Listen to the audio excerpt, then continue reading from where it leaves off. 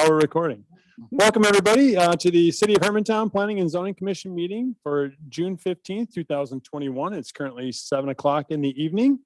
We're going to start this evening's meeting with a roll call of members. I've got myself, Corey Colquist, here, Valerie Ouellette, Here. Samuel Clark, Here. Shannon Sweeney Jorgensen. I believe we're trying to get her in on Zoom. I'm not seeing her yet, but if she comes in, we'll record that.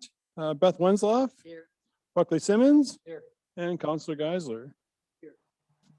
Thank you for that.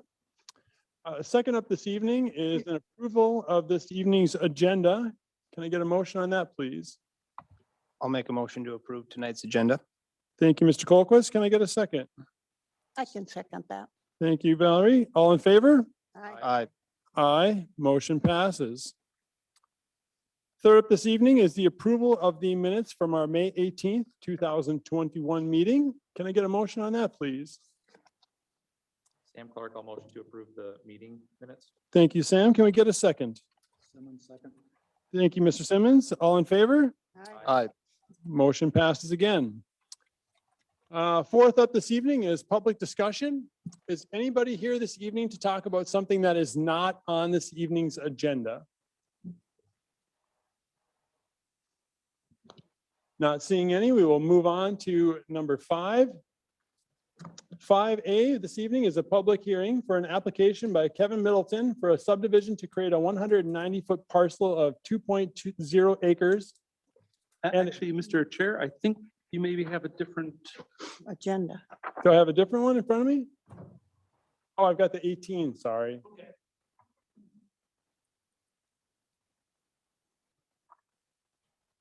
Should be. Okay, right here. 5A is an application by Benjamin Tessier for a special use permit for filling and grading within a natural environment shoreland overlay zone located at 543 with an undisclosed number, Maple Grove Road. This property is located in an R1 residential zoning district. Eric, what do you have this evening? great, thank you. As you had mentioned, this is a special use permit application for the grading and filling within the National Environment Shoreland Area.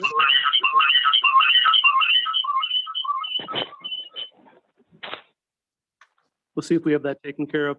So this is a property that's located on Maple Grove Road. It's right adjacent to Lindell Road. If Mr. Wickland is out there, if he has ability to bring up a location map associated with this, that would be great. If not, I'll just kind of keep on talking as I go through here. This is a 20-acre property, once again located 543X Arrowhead Road. There's not an address associated with this yet. There are wetlands on this property. The wetland delineation has been conducted and approved, as well as impacts associated with it. It's an R1 residential zoning, and as we mentioned, it's a natural environment shoreland area. The applicant purchased the property in the fall of 2020 for the purpose of constructing a single-family home, along with the associated driveway with it. There is a tributary to the Rocky Run Creek, which is located on the western portion of the property. However, the location of this tributary is not in the area of where the proposed driveway would be. However, because of this tributary, there is a 300-foot wide shoreland associated with that tributary.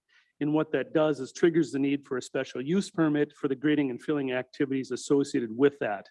The whole purpose of that, of the special use permit, is to have a higher level of standards associated with the grading and filling, how long soil can be exposed for, and different care that the applicant and any contractors would need to take while working in the sensitive area. This is a fairly common type of permit that we've issued a number of times before within the city, the special use permit. There will be approximately 6,275 square feet of wetland impact associated with this. And that's for the purpose of constructing the driveway through the wetland area. Because this property is located in the shoreland area, the applicant is only allowed to get 400 square feet of wetland impacts. After that, he has to enter into a credit situation. The applicant has worked with a local delineator to take care of all that paperwork. The proposed structure that's going to be located on this property is greater than 150 feet away from the ordinary high water level. That's one of the requirements of the shoreland zoning. So he does meet that. Staff is recommending the basically concurrence by this group for the special use permit, and then that would be brought on to the city council for their ultimate action. Perfect. Thank you for that, Eric. Commission members, any questions or comments on this one this evening? Joe, is there any chance you've got maps you can pull up? I believe I can. Yes. Eric, do you have the titles of those for me? Should be Tessier would be the location map.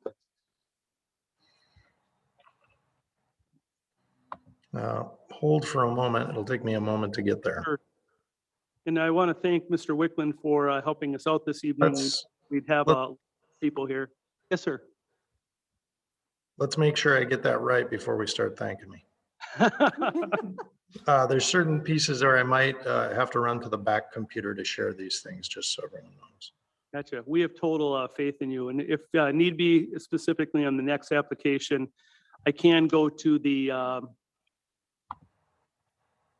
I cannot. I was just looking across. If I could use the overhead associated with it, I don't see that equipment anymore.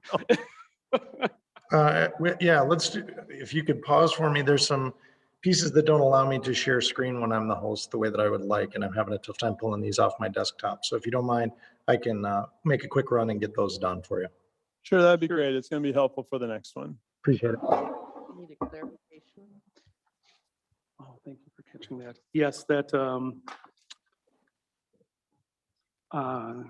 member Westlaw was kind enough to say that on the site information, I do have a wrong address. It has a legal address of 543X Arrowhead. It's truly 543X Maple Grove Road. So thank you for catching that. Thank you.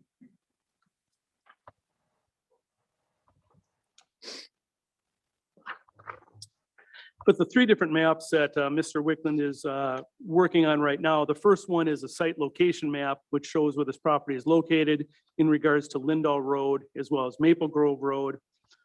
The second one is the wetland application, which shows the wetlands on the property, as well as the proposed driveway location associated with that, as well as that location of the tributary.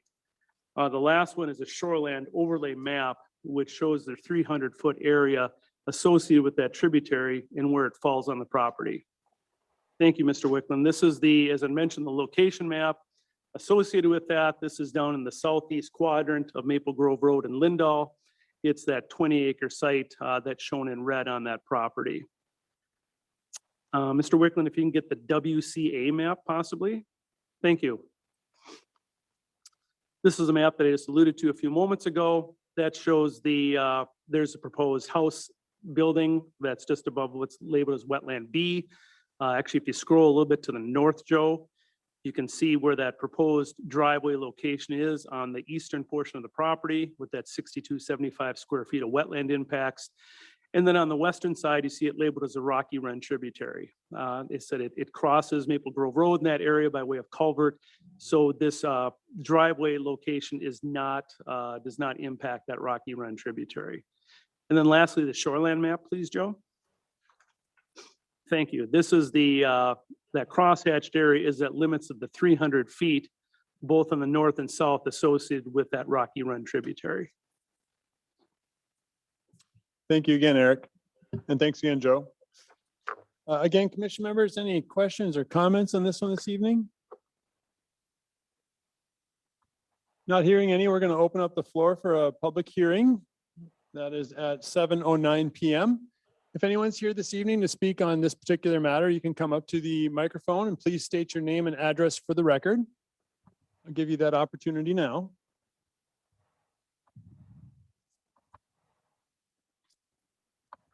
Not seeing anybody for 5A this evening, we will close the public hearing at 7:09 p.m. as well. Commission members, again, any questions or comments on this one this evening? Not hearing any, I'll look for a motion on 5A, please. I'll move to approve 5A as stated. Thank you, Valerie. Can I get a second? Colquist with a second. Thank you, Mr. Colquist. All in favor? Aye. Aye. Aye. Anybody opposed? Not hearing any, motion passes. Next up this evening is 5B. And this one here is an application by Jay Zierden of Zierden Construction for a preliminary planned unit development for 8 lots of twin homes, so 8 total units, and 21 single-family lots for a total of 29 lots/units on a 33-acre site located at the northeast intersection of Morris Thomas Road and Okerstrom Road. The property is located in an R3 zoning district. Eric, what do you have for us this evening on this one? Great, thank you. And I may ask, I'm going to ask Mr. Wickland first if he's able to get the location map up associated with this one. Yeah, if you give me just a second, Eric, I think I've Just got give him a it. few moments here and then we'll roll into it. Perfect. That way everybody can see it. All right. Do you think we're in business, Eric? That's perfect right there. Thank you. All right. So what I'll do is maybe scroll down to the south a little bit so we can look at what we call the main site. So this application before us this evening, as Mr. Chairman had indicated, it's for a planned unit development. This is composed of 3 different properties located in this area. The main portion, that red, which is labeled site, that is the 33 acres that is owned by the applicant here this evening. There's a property just located to the north of that, the orange, what's labeled as Outlot A. What that is that's a city-owned outlot associated with the Valley View Division plat, which had been created in 1995. And lastly, there's the teal portion labeled city right-of-way. That's a 1-acre parcel that contains a 66-foot platted right-of-way associated with Carlson Road that once again was platted in 1995 as part of that Valley View Division project. All told, by combining these 3 pieces, it's a 36.5 acre property for these 29 housing units associated with it. Mr. Wickland, if I can get the Valley View Division plat, please. Thank you. I don't think we have ability to rotate that. We're going to find out, but I wouldn't hold your breath on that one. Sure. Well, at least what I can start talking to is, as I'd mentioned, this is the Valley View Division plat, which was done in 1995. It has the existing homes there along Johnson on the west side. And what this plat did was establish basically 3 different things that I'd like to call out. The first there is what's called Outlot A. That's a 2.5 acre city-owned property. That was envisioned for future development as part of this plat. The city had looked into the history associated with that. And as you notice on the top of the page, it actually says public open space. That's the city sanitary sewer that goes through there. This Outlot A had been indicated as strictly an outlot and was meant for future development. Just north of that is the platted 66-foot right-of-way of Carlson Road. That's an extension of the other Carlson Road that lies on the other side. This Carlson Road is actually, there's a jog in it, so it doesn't line up straight across from Carlson Road as it intersects Haynes. But it was a platted road as part of that 1995 for the purposes of accessing property to the western area and be able to get access off of Johnson Road. Lastly, there's a 20-foot existing trail easement on the backside of all those properties. And that whole purpose is for, once again, a trail project. The city's been working on the Munger Trail Spur for these last couple of years. The residents of this area have probably been seeing the trail work that's being done just south of Morris Thomas Road. That's the Keene Creek segment associated with this. And what's envisioned is that trail system will go all the way from Keene Creek all the way up to the Hermantown Wellness Center. This area, once again, this was a existing trail easement that had been laid out as part of that original plat back in '95. So the property that the applicant is under control is just to the south of that outlot, and there's the ability to connect to this existing trail easement by way of an outlot associated with this plat. Joe, if I could get into the, let's just go to the colored plat map, please. Thank you. And Eric, if there's a particular area you want me to focus in on, tell me and I'll make that up. Right now, we'll just leave this as it is. So we've got some different layouts here associated with this. As I'd mentioned, there's 33 acres of developer-owned property. There's a 2.5 acre city-owned outlot. And that's in that red dash portion at the bottom left of your screen up there. And then there's that 1 acre Carlson Road right away, which lies just to the south of that. That is not highlighted as part of this. This development is proposing 29 total lots. There are 21 single-family homes, which are indicated in yellow on this page that you see here. Those homes back onto the existing homes on Johnson. And then there's six interior single-family lots that would take access off of the Keene Creek Drive associated with this. And there is one lot that would take access off of existing Okerstrom Road. Just by nature of the existing wetlands in that area, as well as Keene Creek, it allowed access of that one parcel right there from Okerstrom. It didn't facilitate itself to connect in to this other roadway system. The blue that's shown on here are proposed twin home lots. These are interior into the site. As Mr. Chair had mentioned earlier, there are a total of 8 twin home lots for a total of 8 units for this. What the developer and the applicant is indicating is these would be similar in style to the twin homes that he has constructed at the intersection of Haynes and Morris Thomas Road. It'd be a similar looking product. And once again, these twin homes are located in the interior of the site, taking access off of that interior roadway. The lots in this development range from the single family of 16,400 square feet up to almost 59,000 square feet. That's really that lot there in the lower right-hand corner, which is quite large that way. The twin home lots range from approximately 11,700 square feet up to 20,605 square feet. The zoning for this property is an R3 zone property. A planned unit development is allowed in this zoning district, as well as any other zoning district throughout the city. As part of the zoning and the PUD, the proposed setbacks are as followed. For all the structures, they have a proposed front yard setback of 50 feet, which is the same as an R3 zoning. The rear yard setback is 40 feet, once again, same as an R3 zoning. The side yard setbacks are proposed to be a minimum of 10 feet between each unit. That is a little different from the R3 because we have a minimum of a 10-foot, but a total aggregate of 25. And in this case, they're asking for a 10-foot for an aggregate of 20.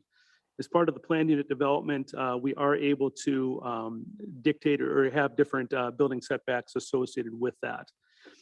The reason that this is coming in for a planned unit development are 3 different items here. One is the lot size associated with these single family homes. Traditionally, a R3 zoning has a 1/2 acre lot size, which is approximately 21,300 square feet plus or minus. 17 of these 21 homes are less than that. The homes that back onto Johnson, those are pretty across the board at that 16,400 square feet. Another rationale associated with that PUD is the addition of the twin homes associated with that. This is actually one of the few developments within the city that combines both single family and 2-family housing associated with it. The only one that I can come up that thinks to mind is up in Twin Pines, which is located more in the northwestern portion of the city. And that was almost more by default. Had it originally had started as a twin home development and they had some infill with the single family through time. So this is one of more of the true PUDs that we have seen here in the city that looks at a couple different housing types associated with it. And I apologize, I did misspoke. Those are the 2 rationales why this is a PUD as opposed to this just straight R3 zoning associated with it. The applicant has hired the MSA Professionals, a civil engineering firm located here in the Duluth Twin Ports Hermantown area. They have prepared preliminary grading, utility, as well as stormwater plans associated with this project. They've had multiple meetings with city staff, including the city engineer, who has looked at these plans and made essentially comments at this stage regarding preliminary. Much of these pieces are already in good shape from a design standpoint, in good order. They've done a really good job from MSA of being able to utilize the upland portions of the site. There is quite a bit of wetlands on this property, primarily located within the green area that you see on this drawing in front of us. And just to help everybody out in the audience, that green area is set up to be an outlot associated with this proposed development here. That's approximately 12.6 acres in size. That consists of existing Keene Creek, as well as a good portion of the wetlands within the property, as well as the stormwater ponds associated with this. The city does prefer that stormwater ponds are within outlot areas. And in the case of existing or new developments, that those ponds be dedicated over to the city at the very beginning.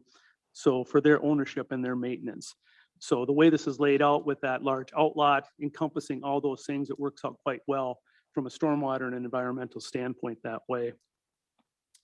The roadway proposed for this project, it's a 66-foot right-of-way. It takes access from Morris Thomas, basically at the top of the sheet there. It comes in and turns to the, thank you, Joe, for that, turns towards the east where it intersects another portion of the roadway. That portion terminates a little bit to the south by way of a cul-de-sac. And then that roadway continues to the north where it abuts that existing right-of-way associated with Carlson Road, part of that Valley View Division plat. This is going to be a 28-foot wide bituminous roadway with curb and gutter with a 5-foot wide sidewalk on one side of the street. It will be designed and built to city specifications, and it will be 100% responsibility of the developer to build and design this roadway. The city would eventually, this would eventually be turned over to the city for their ownership and maintenance. But once again, that's after the city engineer has reviewed it and accepted that project, and the city council ultimately then accepts that roadway as part of the city's system at that point. As I had mentioned, there's 2 points of access associated with this project. Once again, the southernmost being along Morris Thomas and the northeastern portion along that Carlson Road platted right-of-way. When the city looks at different projects, we really make a concerted effort to get 2 points minimum of ingress and egress into developments. This is for a life safety standpoint, that we have multiple points to get into a property, not only for our fire and any police response that way, but also in case if there's a water main, sewer main break, something that happens within the development, that the people within this development have one other way to get out of that particular property. The fact that when Valley View Division was platted back in 1995, the foresight was that they included that Carlson Road right-of-way to be able to access land further to the west. It's been 26 years since the development has come forward, and that's where we're at today. So what had been envisioned back in 1995 as an access to future development property is coming before us here this evening as part of this plat. This is something that the city has directed the applicant to pursue, once again, to look at a life safety standpoint and have this continual roadway system that helps out this development here. As part of this development as well, there's going to be a land swap associated between the city as well as the applicant developer. What the city is going to do is look at their existing 2.5 acre property. Once again, that red boxed in area at the southern portion. They're going to be swapping that 2.5 acres for the 12.5 acres associated with the outlot for this project. So once again, that green area, that outlot that you see there, that will all come under city ownership as part of this project. The benefits of that are multiple. The protection of Keene Creek with that outlot, the protection of wetlands on the site. The stormwater ponds are located within this outlot, which eventually will be city-owned and maintained. There's available land for this next segment of the Munger Trail Spur, as I mentioned before. Joe, if you want to maybe put your cursor to the top part of the page, if you can roughly pinpoint where that trail comes through right now, approximately about that location right there. So then that trail would continue along Keene Creek for the most part, work within that existing green space, and then eventually hook up into that existing 20-foot easement associated with that Valley View Division plat. As well, the benefit of this land swap provides 2 points of ingress and egress to this development, once again for life safety purposes. And it has the ability to develop an existing outlot for residential housing, something that had been envisioned back in 95 when this plat was done at that time. Next steps for this project, this would go to a July 6th city council meeting for the preliminary PUD and the plat. There'd be a future submission of the final PUD and plat associated with this. Developer has 1 year's time to make that application. And during that time as well, there'd also be a development agreement that outlines the agreements between the city and the developer, particularly having to do to road construction, stormwater, the land swap, et cetera, that way. The applicant and their engineer will continue to work with the city engineer for the roadway design as well as utility systems associated with this. So at this point, that concludes my presentation. Perfect. Thank you very much, Eric. Commission members, any questions, comments for Eric? Any thoughts on this? Yeah, I have a couple here. I guess to start, Eric, the green area that was on that map that was previously on the screen, can that ever be developed? No, that will not be. To tell you the truth, a good portion of that is existing wetland. And Okay, that would come under city ownership for that. We would Okay. not want to see that developed. so if this was to go through later down the road, no one could ever approach the city and try to develop any of that? No, because our goals for that is once again, the wetland preservation, and particularly our trail, that this will be able to get this next trail segment secure right of way associated with that. And then for utilities, is that going to be the developer's responsibility, or would that be something the city would be paying for? Thank you very much. I appreciate that. The utilities, roadways, stormwater, et cetera, those are all 100% the responsibility of the developer to design those to city standards, build them to city standards. At that point, the city reviews those and accepts off on them, and then they become the city ownership. But those are the responsibility of the developer, 100% cost-wise. Okay, and then the same with the stormwater ponds, the developer would be responsible for putting those in. Once they're put in, they pass it off to the city. Yes, And the that's city correct. will maintain them. The city maintains them after that point. So we get a product that's in a really good shape, and it's nice. Because unfortunately, we inherit some of these stormwater ponds after the fact that they've been not maintained for 20 years. So we're getting a brand new product that way at the stormwater, which is a good thing. Okay, and then the final thing, just the preliminary process. So this would get approved, as you stated, and then has to go on to city council. Yes, the city council, to help everyone out, that the planning commission on a number of different items, this is one of them. The city council, or excuse me, the planning commission is essentially an advisory board that they either express support for it or not support, and they make a recommendation onto the city council at that point. The city council is the group or the board that takes the ultimate action on items such as planned unit developments and preliminary plats that way. And before this, any shovels in the ground, this would have to come back to us again and go through us and then the city again, That is correct? correct, yes, because this is a preliminary, there'll be a final application for both the PUD and the plat as well. So we'll have the same thing again. We'll have another public hearing associated with it and goes once again to the city council for the ultimate decision at that point. Perfect, thank you. That's it. I did have a couple questions as well, Eric.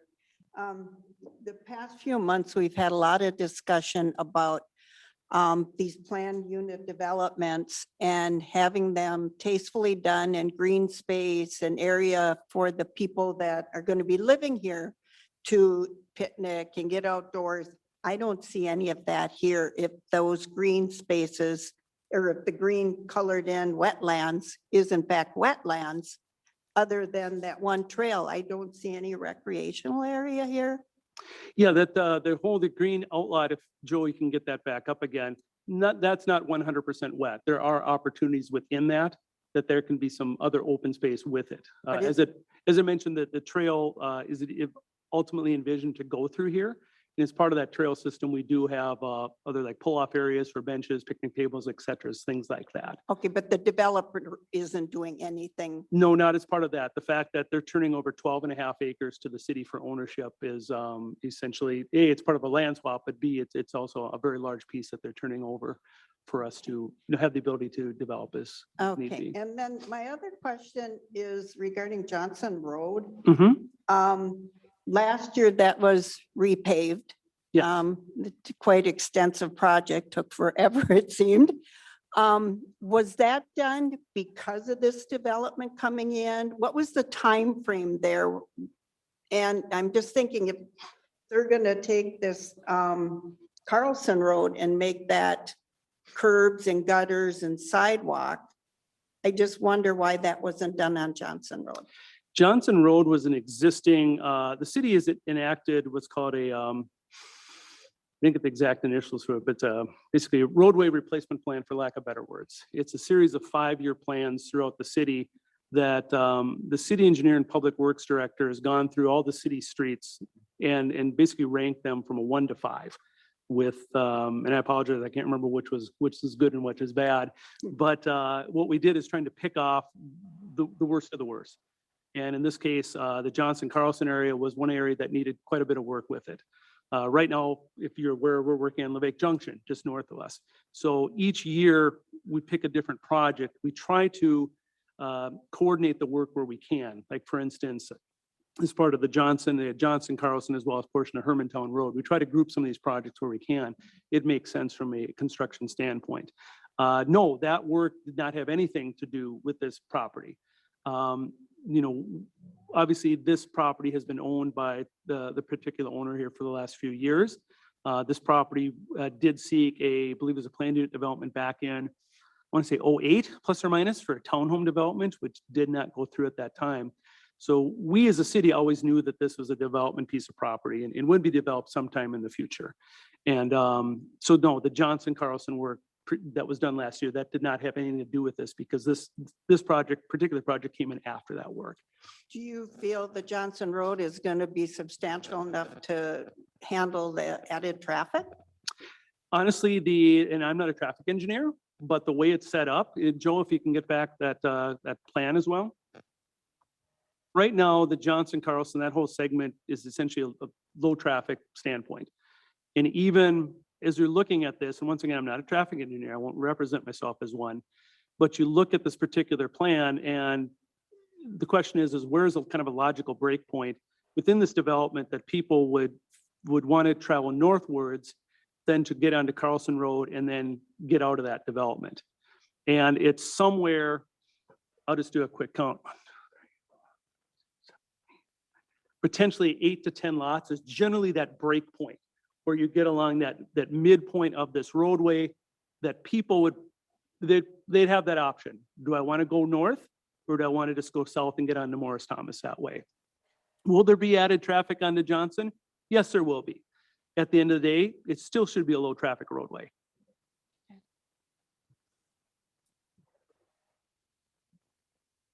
Any other questions? No, that's No? it for now. Commission members, anybody else with any other questions? Sam Clark, I have a few questions for Eric. Sure. One, I guess for the sake of everyone present, could you just explain maybe a little bit the difference between agenda item 5B and 5C? Sure. Yep, exactly. So when the city does development, we have, PUDs and typical subdivisions are ways for us to approve projects as far as a type of land use on there. There's also the plat associated with it, which is the subdivision of the property. The plat is the underlying mechanism which will subdivide this land into these parcels as we see on the piece of property right here. The idea of the PUD is the encompassing idea behind the project. And in this case, it's once again a combination of 8 twin homes, essentially single family home lots that are approximately 1/3 of an acre in size and a little bit reduced setbacks on the side yards. And that's the rationale for the PUD. But the plat is the thing that would then be recorded with the county for you and I to potentially buy a lot on. So then I guess just for the sake of agenda item 5B, if theoretically a planned unit development was authorized, that wouldn't necessarily mean that this layout would also be approved in the next agenda item, correct? In this case, they're going hand in hand. That the PUD as represented is shown is what's reflected on the plat. Second question was, could you just explain how this specific application was exempt from the current moratorium on planned unit development? Sure, the moratorium that we had, if you recall, we had a 3 units per acre or greater triggered the moratorium. Projects less than that could still proceed. We did not want to close our doors totally to PUDs because that is our mechanism for a lot of developments. If you recall a couple of months back, we permitted a townhome development at Hermantown Road and Levake. It was for 3 twin homes on 4.5 acres. Falls way under the existing units per acre, but just because the way our zoning ordinances are written, you have to pursue a planned unit development to have townhomes closer than 150 feet away from each other. So in this case, there are 29 homes on 33 lots. So it's essentially about, I think it's 0.8 or 0.87 units per acre. Standard R3 density is 2 units per acre. The moratorium is triggered at 3. So not only is this falling underneath that moratorium, but it's also falling under the existing zoning as it is today. This is almost half, less than half of what is standard permitted under R3 zoning. Okay, and then just my third question, or maybe a clarification, would be, assuming that communication item 21-79 is probably directly tied to agenda item 5B, how would that proceed? The communications? The communication item, the petition to stop the proposed road onto Johnson Road, assuming that that's closely connected to this agenda item, how would that be addressed if this was passed, let's say, before that was discussed? I think as part of it, this is obviously something to keep in mind, that I believe that's why everyone is here this evening, is a vast majority of these people have signed this petition, and that's related to it. That's something for obviously this board to keep in mind if they have issues or agreements with the neighbors associated with this, and ultimately for the city council to decide. The neighbors have expressed an interest that they do not want to see that roadway, but it's still the decision of, once again, this planning commission, and particularly the city council, to weigh that into their decision. Okay. I have no further questions at this time. Thank you very much. Anybody else with any questions this evening? No. I just have one quick one. Outlot B, what's gonna happen to that? Is that gonna become city land owned by the developer? I believe that's the one that's located just north of Morris Thomas in that area. Yes, sir. I believe there's a stormwater pond in that, so more than likely that'd be turned over to the city as well. Okay. I Okay. guess I just had one more question. Sure. You have, and maybe this is for the developer, there's a picture of the twin homes. Are the individual lots going to be individual contractors and everyone different, the houses, or are they going to be all the same, like some of the other developments? Do you know? And average mean cost, do we know that? Because I know we've talked about housing costs in Hermantown and being high. And Mhm. I think we'll turn that over to the developer for them to. Information for you. perfect. Okay. I suppose, Eric, I do have one clarification Sure. question too. If a planned unit development was approved in this case, what are the opportunities to change the road access to Johnson Road? Does that stop this development opportunity? Are there options to modify the layout? Is it a city requirement that you have to have 2 right-of-ways? The city strongly encouraged them to do this. This is an existing right-of-way that's been on books for 26 years for the purpose of developing property to the west. This project falls squarely within what the city envisioned 26 years ago on how to access interior land and to provide multiple access points. I suppose knowing, kind of taking on Valerie, then when Johnson Road was redone here recently, knowing the road is undersized, was there any consideration into modifying that, knowing that the city had planned on adding another development here? I believe it was part of discussions with the existing property owners on Johnson and Carlson, that they're the group that had wanted to have a narrower roadway. And if the city at that time adhered to that. So I was not part of that project, but that was constructed outside of city standards. And the city did pay for that road project, though, correct? Each property owner paid, I believe it was $97.50, either in a one-time payment or an assessment over, I believe, 10 years. Okay. And then the city does pay for the rest of it that way. And that's part of the roadway improvement project that the same up in Levake Junction. Each one of those properties up there, $97.50, city pays the rest. So essentially, there is no opportunity to change basically the plat That's Then not, that that's road. not part of this, at least the application at this point. No further questions. Thank you again, Sam. Is the developer here this evening or somebody that wants to speak on his behalf? Please come up to the microphone, give your name and address for the record. Tell us a little bit about your vision for this project and how you came to the layout like it is. I'm Darth Vader, and this is my partner Voldemort. Seriously, I'm Jay Zierden, and I've been building houses in the Hermantown area for 30 years. My kids go to school here, my friends live here. I'm not interested in throwing a bomb into the community and creating something that's bad for the community. I understand there's a lot of people here angry about this road. I would ask them to look at it from a different perspective. I would say the people in this room will probably be the primary users of this development. There will be a half-mile of sidewalk that they don't have. It'll create a loop for them to walk. It'll give them access to the Keens Creek Trail. Everybody's looking at this as there's going to be 16 more cars on my road. By the time this development comes to fruition, half those cars will be electric. There'll be no sound. This development will take 5 to 10 years to build out. There's 60 garage stalls here. More than half of those cars are going to go out on the Morris Thomas Road. The other half that do go to the Johnson Road, in 10 years, a good portion of those will be electric cars. There will certainly not be any loud mufflers in this development. Again, I'm sincerely sorry. I had no intention of making people angry. I'm trying to do something. I'm putting a lot of money into this and giving it to the community. I'm building the road. I'm paying for it. I'm building the sidewalk. I'm paying for it. I'm building the water and the sewer and the stormwater, and I'm paying for it.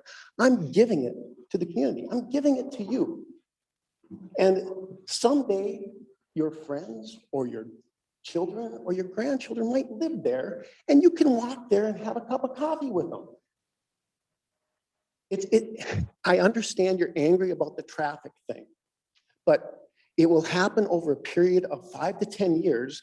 It'll be so gradual, you will not notice the amount of traffic on the road. I guarantee that to be the case. And you're focused singularly on more cars on my road. It provides access for you and your family and your friends to the rest of the community.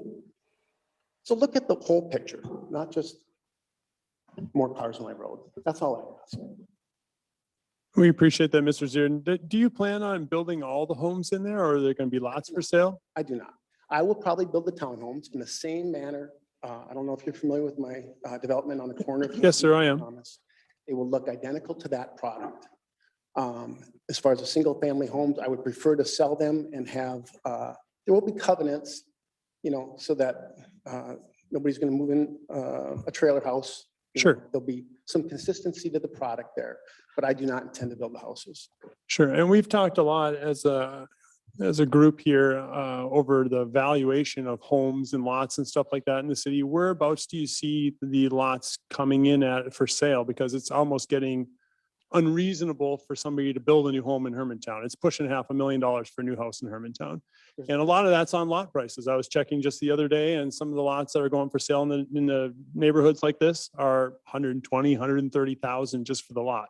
Right. Where do you see your 21 or so lots that you're going to put up for sale coming in at? Our goal is to be under 100,000. Okay. But we have to pay for the sewer, which everything is really expensive right now, Oh, right. you know? So it's going to be cost driven, you know? I don't get to pick that point today because I don't know what I'm going to pay for pipe and for fire hydrants and for concrete and for black. Sure. I'm not asking you to stick to a number. We Our were just goal is curious. to have them under 100,000. Okay. And I've seen your work. You've done beautiful homes here in the area for, like you said, decades. I've walked through many of them on the appraisal homes and stuff. You do a nice product or a nice product. You definitely do. Commission members, any questions for the applicant this evening? I guess I have one. It might be for Eric as well. Before you can start selling these lots, does this road have to be completely done sidewalk, or can you knock down the trees, dirt road? I guess, what is the time frame on that? It would be next fall at the earliest before we can start building any houses in there. Okay, and do you plan on starting to build these homes before you put in? My preference would be to have, for sure, the curb gutter, sidewalk would be installed, whether both coats of blacktop are on the road. I'm not certain yet. It depends on when winter comes and timing of those particular products.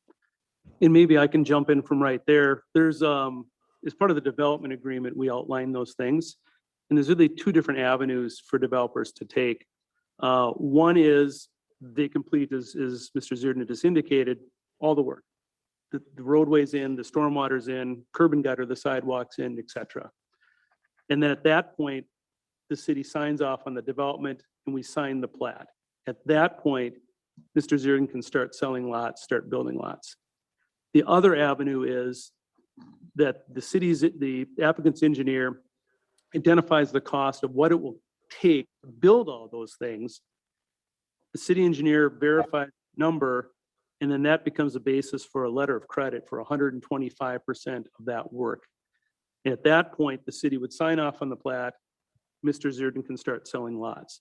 So the money is secured. If something ever happens, Mr. Zierden walks away from the project and you're living there, the city has the money available to them to be able to complete that development. That money is on hand. So those are the two routes that developers can take to do their work in the city here. Perfect, thank you. I do have another question. Streetlights at all? Have not had that discussion, but I'm certainly open to it. Sure, I'm just curious. Commission members, any other questions for Mr. Zierden? I guess I just going on Sam Clark's comments earlier. If the Johnson Road was not included, and I know the city prefers it to be, that's the way it was designed. It looks like a beautiful development and well needed, certainly needed in the community. Is there any options other than Carlson Road to Johnson Road that would be possible? I know the city would not like it, but I'm just throwing that out there. From my perspective, of course, you could dead end it and put a cul-de-sac in it at the end of the outlot. But honestly, if I lived there, honestly, these people, if they look at the big picture, it makes the community better to have the road run through. I think if you look at all perspectives, not the singular traffic perspective, it's better for the community to have it go through. But I probably will never live there. So from my perspective, I'm fine with putting a cul-de-sac on the end, but I think it's a better product if it goes. I understand. And I'll jump on that a little bit more too, as we look at more things as well, is not only the life safety, but also the maintenance of this road. All this road needs to be snow plowed. And when you get developments that have long dead ends in it, it becomes very inefficient. You have issues of snow storage, you have the issues maintaining it. So when you have the abilities to have through roads, it's a much more efficient system. It's even envisioned in the comp plan, is trying to use an efficient use of our infrastructure that we have, whether it be roadways, water, or sewer that way. Sure. So we look at all those different things. Regarding, is there another out for this roadway? It makes it very difficult to get back onto Okerstrom Road. Not to say it's impossible, but you've got potential stream crossing, which would be fighting tooth and nail with the DNR to be able to get that permitted. There's wetlands over in that area. It's a lot of impacts that would be associated if you tried to get a roadway out onto Okerstrom. I'm not saying it's impossible, but there's a lot of environmental issues associated with that.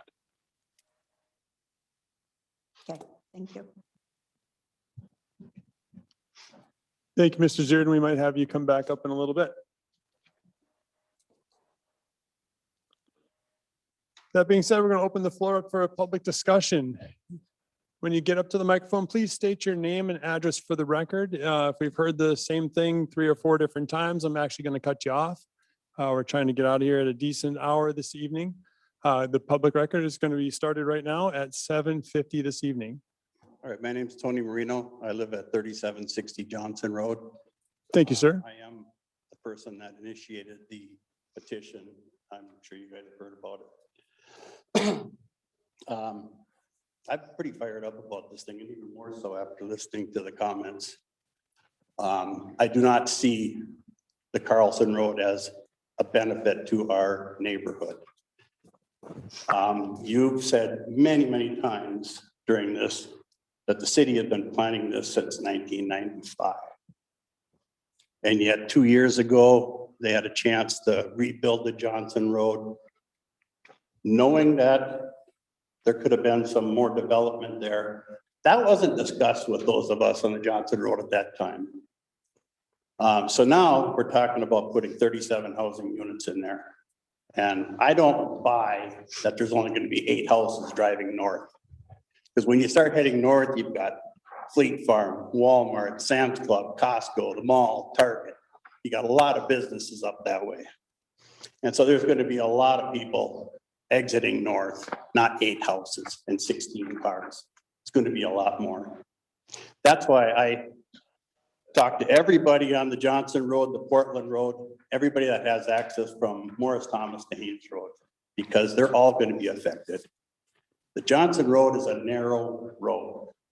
It's used by everybody in the neighborhood as a place to walk their dogs, to push their strollers, to ride their bikes. And quite frankly, I could have gone up to the Alexander Road and got people to sign it. I could have gone to the Dana Road. I could have got the Copley Road, because all these people are walking around their neighborhood all the time.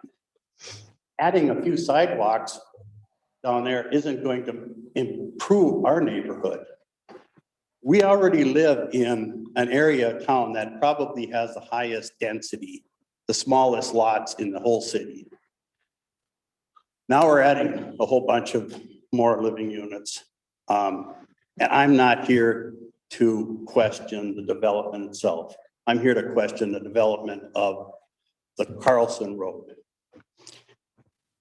It's been stated in the paperwork, as I've read, you mentioned it, that it's a safety thing, fire, police. Well, throw fire out the window.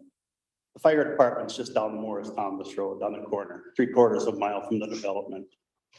They're not going to come in around to the Johnson Road to get there. They've got good access.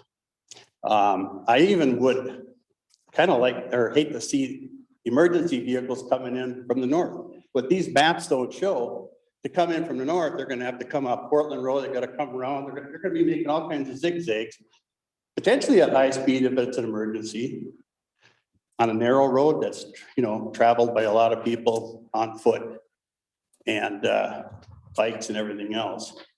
I would be willing to bet that they can get to the area quicker if they take the main roads with, straight shots, wide access, wide shoulders and all that stuff. If an emergency vehicle is coming in from the north, which in most cases would only be a police officer, because also the ambulance service comes up 40th right down and in from the Morris Thomas Road. You also stated that for plowing, it's more difficult if you got a cul-de-sac, but this development already has a cul-de-sac. So there's no reason we can't have another cul-de-sac. Let's just eliminate this Carlson Road from the thing and let us have our neighborhood. As I polled all these people, there's a lot of people that are new from 3 months to a year to a couple of years. And they all told me, thank you for doing this. One of the reasons we chose to live here was because it was a quiet neighborhood.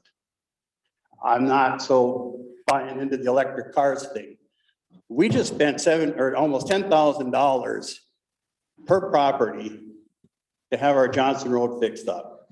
This is going to add traffic, which is going to add wear and tear. It's going to add noise, and it's going to add a hazard to the people that like to walk that neighborhood, because there's going to be an increased amount of traffic. So please consider that. Perfect, sir. Thank you very much. Ma'am, if you'd like to speak, please come up to the microphone, state your name and address for the record. Hi, my name is this? Yep, I think it's on. My name is Lisa Smith. I'm resident at 3761 Johnson Road. So Tony came by and talked about the petition, and of course, I was a little reticent because I live adjacent to what is going to be the Carlson Road. And Mr. Searden, I respectfully would like to tell you that we aren't singularly considering just the Carlson Road as, changes of the development coming in. I'd like to also tell you that we're very interested with the work that you do on the it's beautiful. As a private realtor, I've seen the work that you've done through the years, and so I would like to say that. And I'd also like to say that we don't have, as personally, my husband and I don't have any reservations with the development itself going in behind us. It is what it is. Cities develop. We understand that happens. There are some concerns that I do have, and there are some things I'd like to note. Number one, we will be experiencing major change in our neighborhood based upon this development coming in. All of those trees will be gone. Our neighborhood will look vastly different because of this development going in. We understand that. We accept that as part of development going in. However, I would also like to respectfully disagree with you, Mr. Erickson. Johnson, sorry, Eric, about knowing 25 years ago that Carlson Road was platted and knowing that development would go back there at some point. A 2.5 acre outlot that the city owned is vastly different than a 36 acre development with 39 homes going in there. That's very different for the Carlson Road than what the city could, reasonably say, this is our land, this is what we expect will develop back there. When we built our home, we were told this is what the city owns. Developing any development that goes back there will be very small. And if anything, it would be a very long driveway, which would be very expensive, and it likely won't happen. So build your home as close to this property line as you can, because you gain on the other side, and this road likely won't ever go in. And I say that in all honesty, that is what we were told when we built our home. So now we have a road going in that has a 66-foot wide easement, and there'll be, essentially people can reach out and touch our home when they drive by our home. When I look at the plat of the new development, and you look at the traffic pattern that is built in there, it's a beautiful development that, has the nice cul-de-sac and the cutoff road and whatever. But if you look at the main traffic pattern of that development, it's a straight road that comes back to the Carlson Road, and there's a little jog that goes left and back, okay, and out to Morris Thomas.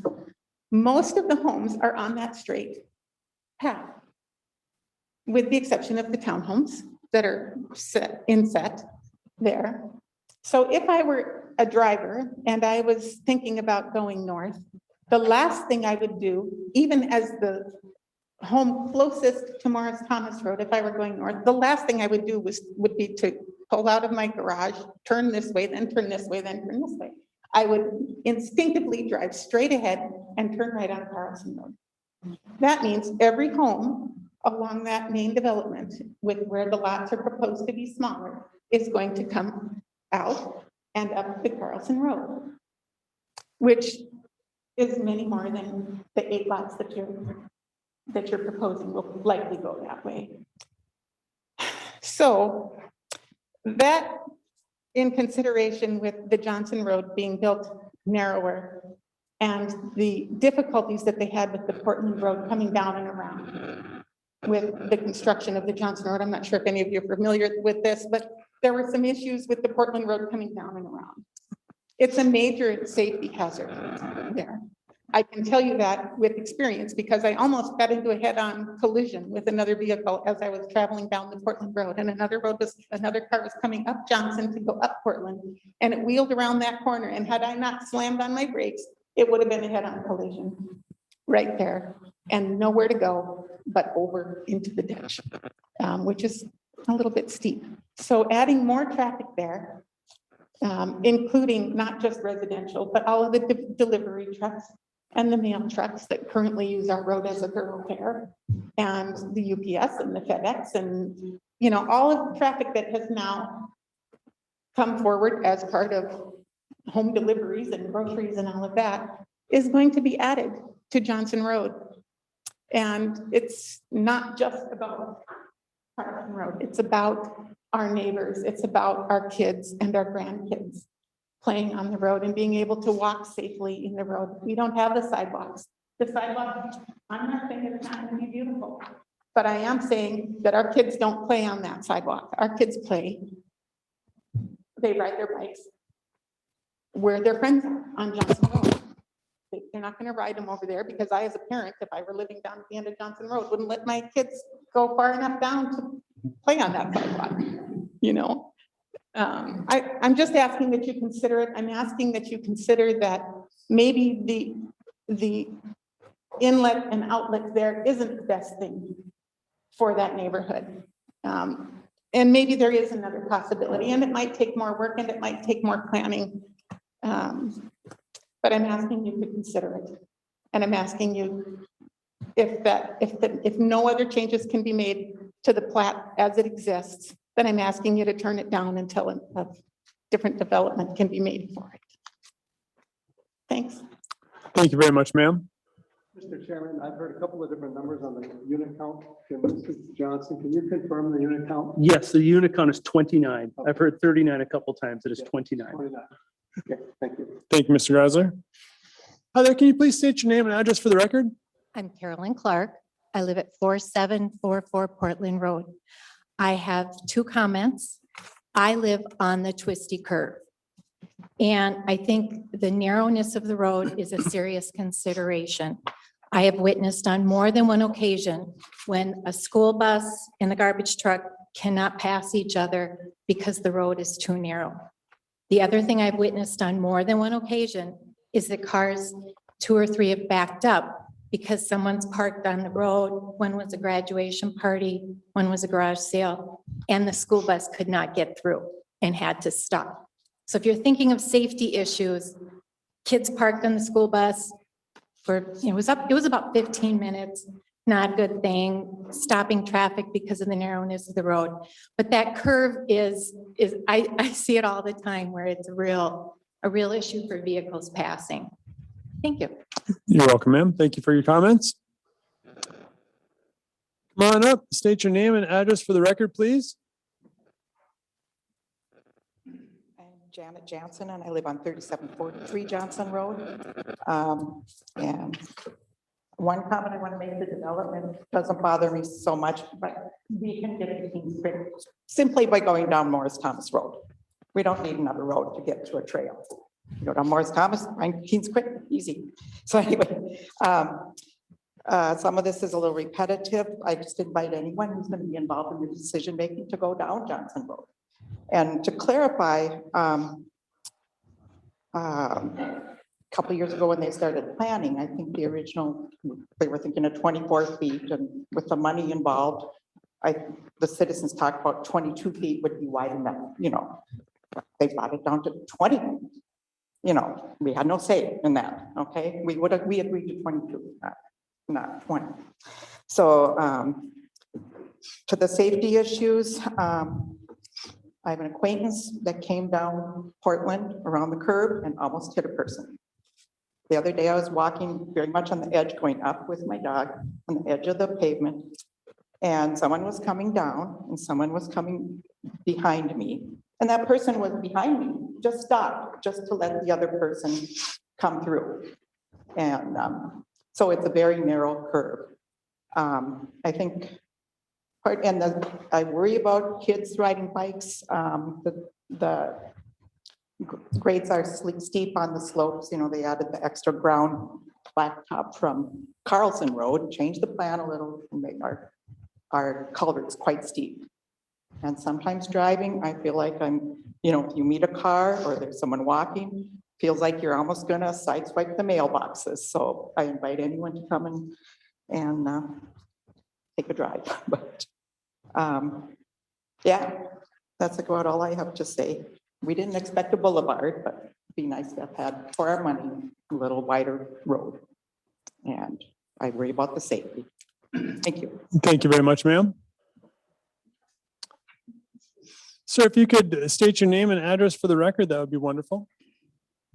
I'm Jim Sandberg, 3789 Johnson Road. Hello, Commission, Councilor Geisler.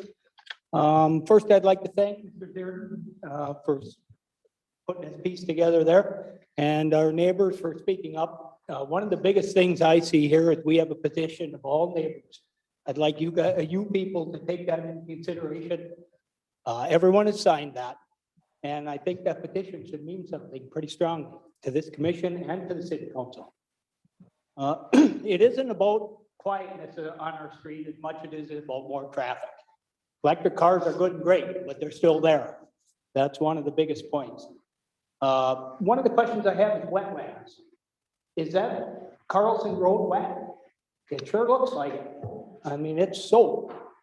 So when they were doing the sampling in there, they had to have a track vehicle in there, I believe, to make that sample. So I can't believe that isn't a wetland, piece of wetland, but if it's not, that was my question. Another one is half-acre lots. Why would we make a consideration to that? That's been around forever. This is a new development. Why do we want to make them smaller? This is a great development. It seems like a beautiful development. I get the amount of houses and you need homes, but why put them so close together? Why not make them half-acre lots and leave it as is? Then we can have as many, whatever houses you can fit in that half-acre lot. Stormwater Pond is another question of mine. Why does the city want to take that over? That's one thing. I'm on the, by the way, I've been on the utility commission for over 20 years. So I've been around the block a little bit. I get the Stormwater Pond deal, but I believe it's Keens Creek Townhomes take care of their own ponds. And as part of development, if they don't take care of them, there's usually the superintendent that goes out there and checks them, and they have to check them and report on them. Why do we want that as a city and take on that responsibility? Is another question of mine. I'm not against the development. I'm against the road. I just don't like the road. The reason why we live on Johnson Road is it is a quiet road. It isn't about putting more in. I'm not against development of the project behind us. I just don't like the road. And I agree with Mr. Marino about the fire departments down Morristown. And cul-de-sac, there's nothing wrong with the cul-de-sac. They're all over the place. Look at Minneapolis. They're everywhere and they're beautiful cul-de-sacs. Am I correct? And the road, Carlson Road does Johnson Road residents no good. We just have a new road. We love our neighborhood. We love our neighbors. They're great neighbors. Thank you, Mr. Marino, for taking time to put that petition together. And we'd like it to kind of remain that way. If the development works behind us on the cul-de-sac, I'm all good with that. It's just the Carlson Road project. And 25 years ago, I've lived there on Johnson Road, oh, maybe 23 years now, something like that. I don't remember any of that plan going through, not saying it isn't, but it wasn't even talked about. And then when that road was redeveloped and blacktopped and everything, which by the way, cost us a lot of money. Mm-hmm. And so we'd like you guys to take that, or you people, I'm sorry, to take that under consideration. You know, that road is new and we'd like to keep it that way. The city wants to keep it that way for us. And we enjoy that street and that neighborhood. So that's all I have. Thank you for your time. Thank you very much. Sir, if you'd like to come up, state your name and address for the record. Remember, we've been hearing the same thing from everybody as far as traffic and that kind of stuff. If you got something new, that'd be great. Yes, Jim Langdon, 3733 Johnson Road. One of my concerns is this PUD deal that you guys keep talking about. It's kind of like, the impression I have is it's going to be like the rest of the neighborhood. And from what I see, I have 3 lots touching my property now with this new development. That is not the same as what's around. I think the lots are way too small in the project that they have developed. Can I ask how big your lot is? Pardon? Can I ask how big your lot is? 150 by 300. Okay. And I am 3733 Johnson Road. Okay.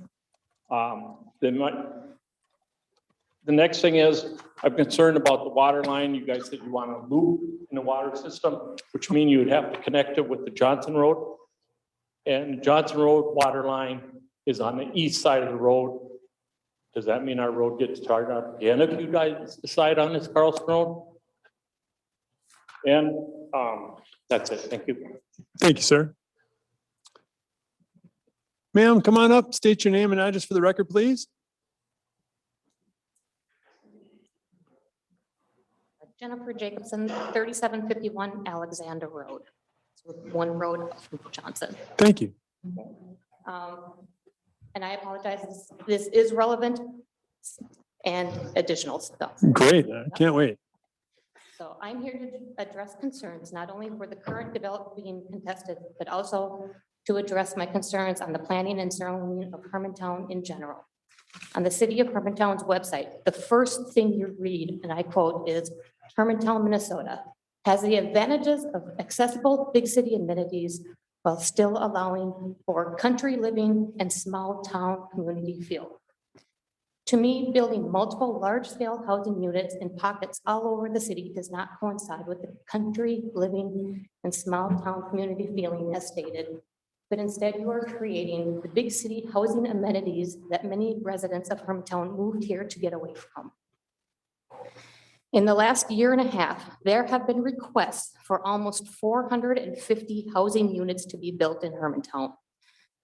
I know that not all of them have been granted, but this goes to show how much pressure there is to develop every available open lot. The units that have been approved have not even been completed yet, and you are already wanting to add more. As we speak, townhouse units are being built less than a mile from this proposed project. And yes, they are very nice townhouse being built.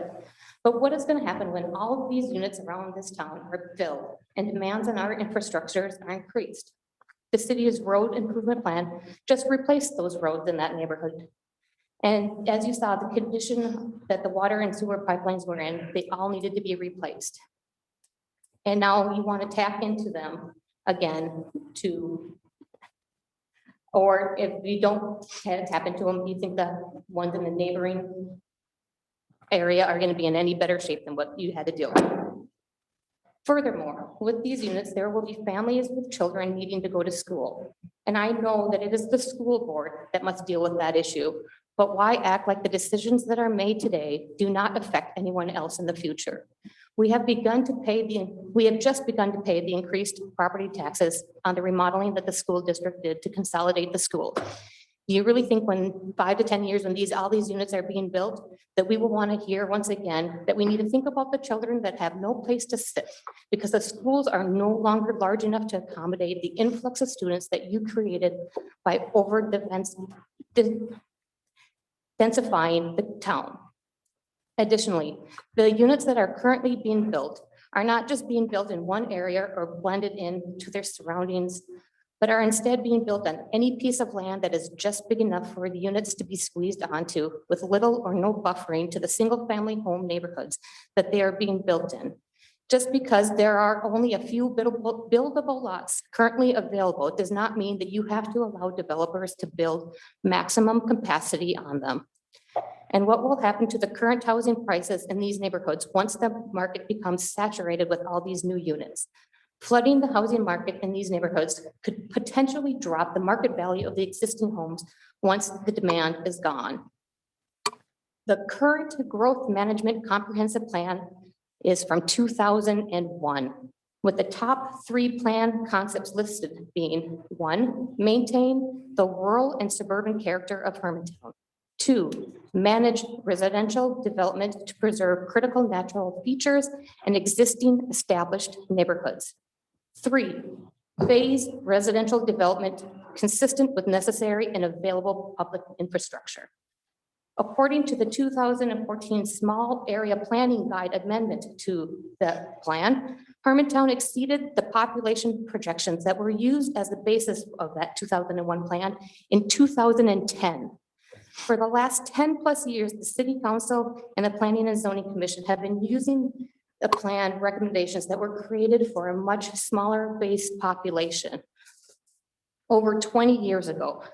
And I understand that the Planning and Zoning Commission have been talking about updating that comprehensive plan.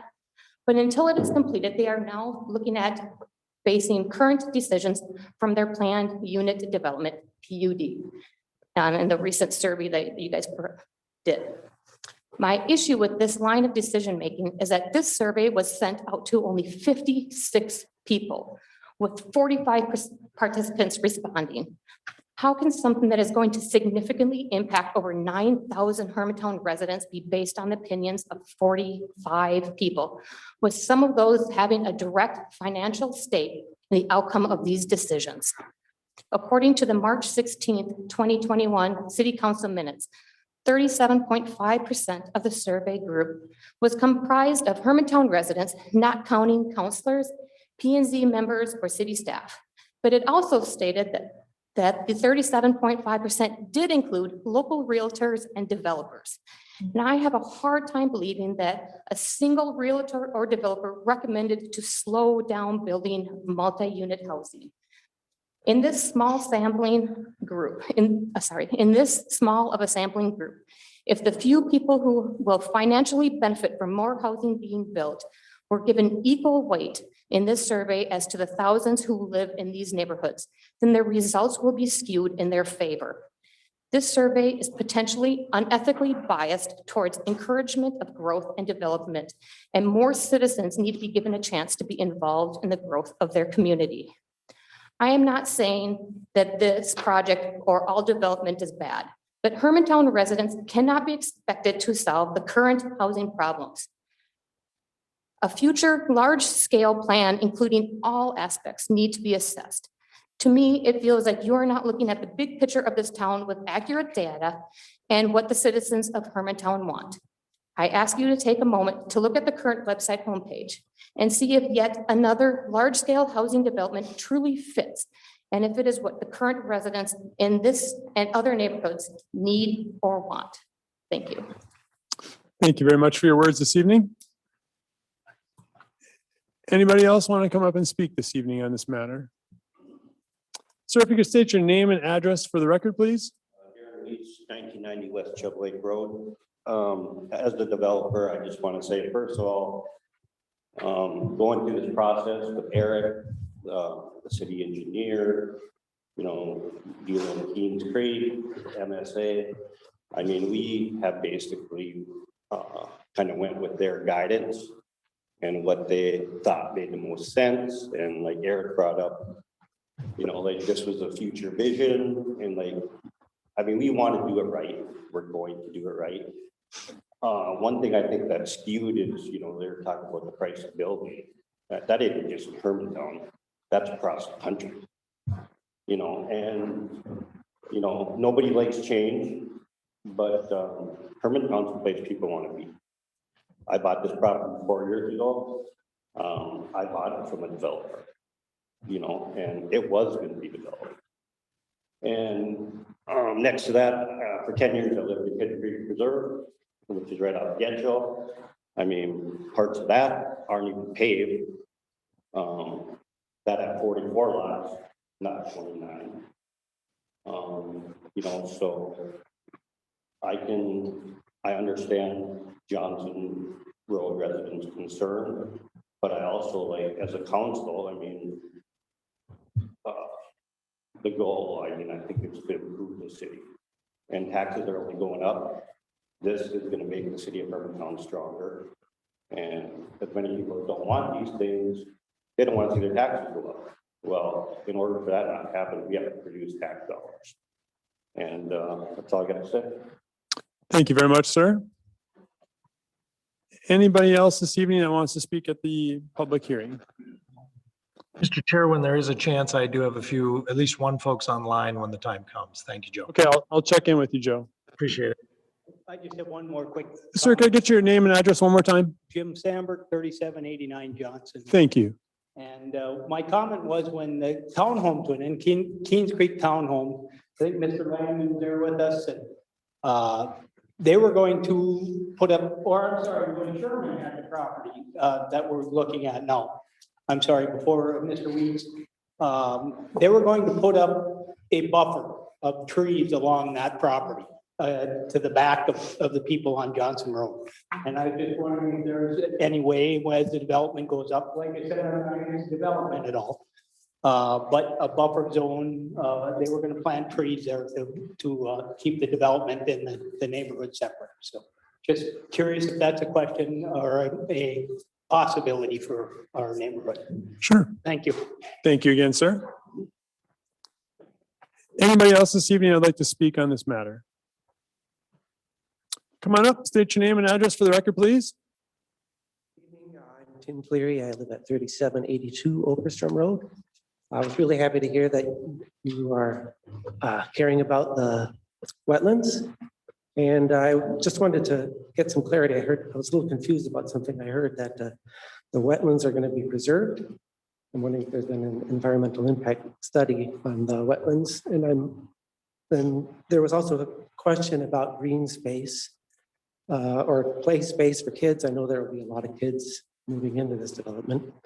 And well, there has none set aside in the plans for such a thing. And this sounded like, I heard somebody say picnic tables being put. The only place left besides the development is in the wetlands in the surrounding area. So I'm not sure how to. I think Eric touched on a couple of your items earlier. There was a wetland study done on the property.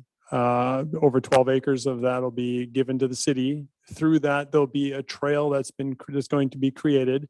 With that, it's got spots where you can stop along that trail and essentially have a picnic lunch or something. They're working on a new spur of it right now. Part of the trail system, not part of the development and not.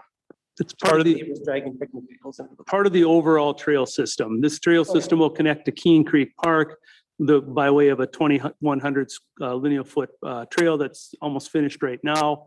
There's plans in the future to add a playground to Keene Creek as well. So not only, a amenity for that park, but for this portion of the city here as well. Perfect. Thank you, sir. Anybody else this evening like to come up and speak? May I ask a question without taking the podium? Sure. The setback, for the R3 zones, the setback for back, you named the side setbacks in the plan. I'm wondering what the setback is for the backs of the property. Rear yard setback in the R3 zoning district is 40 feet. Proposed under this development is 40 feet. So it mirrors that. I can also add, there are some comments about lot size. All the lots in here from the single family standpoint are proposed to be a minimum of 100 feet in width. R3 zoning is a minimum of 100 feet. So the only thing that they're not quite as deep as standard R3, but they still meet all the, basically with the exception of the side yard, mirror all the R3 requirements, front and rear yard setbacks. Thank So- you. I just wasn't sure what that was. Thank you again for that clarification, Eric. Okay, one more shot. Anybody want to come up and speak this evening on this matter? Not hearing any, we will close the public hearing. Joe, just a reminder, we have at least one in the online setting that would speak. I forget about the Zoom world. I'm sorry. Sorry. Hi there. Welcome to our meeting this evening. Could you please state your name and address for the record? Hi, my name is Joe Pike. I'm at 3729 Johnson Road. I won't reiterate too many of the earlier points. I just want to speak to the cumulative effect of the issues and objections that we've heard tonight. The road obviously is a concern for many people. My wife and I walk around the existing streets with a newborn in a stroller. Soon enough, that kid is going to be riding around on a bike. And I definitely have those same concerns that we heard earlier. I very much encourage anyone making the decision to drive the neighborhood. I think that was a great suggestion that we heard earlier tonight.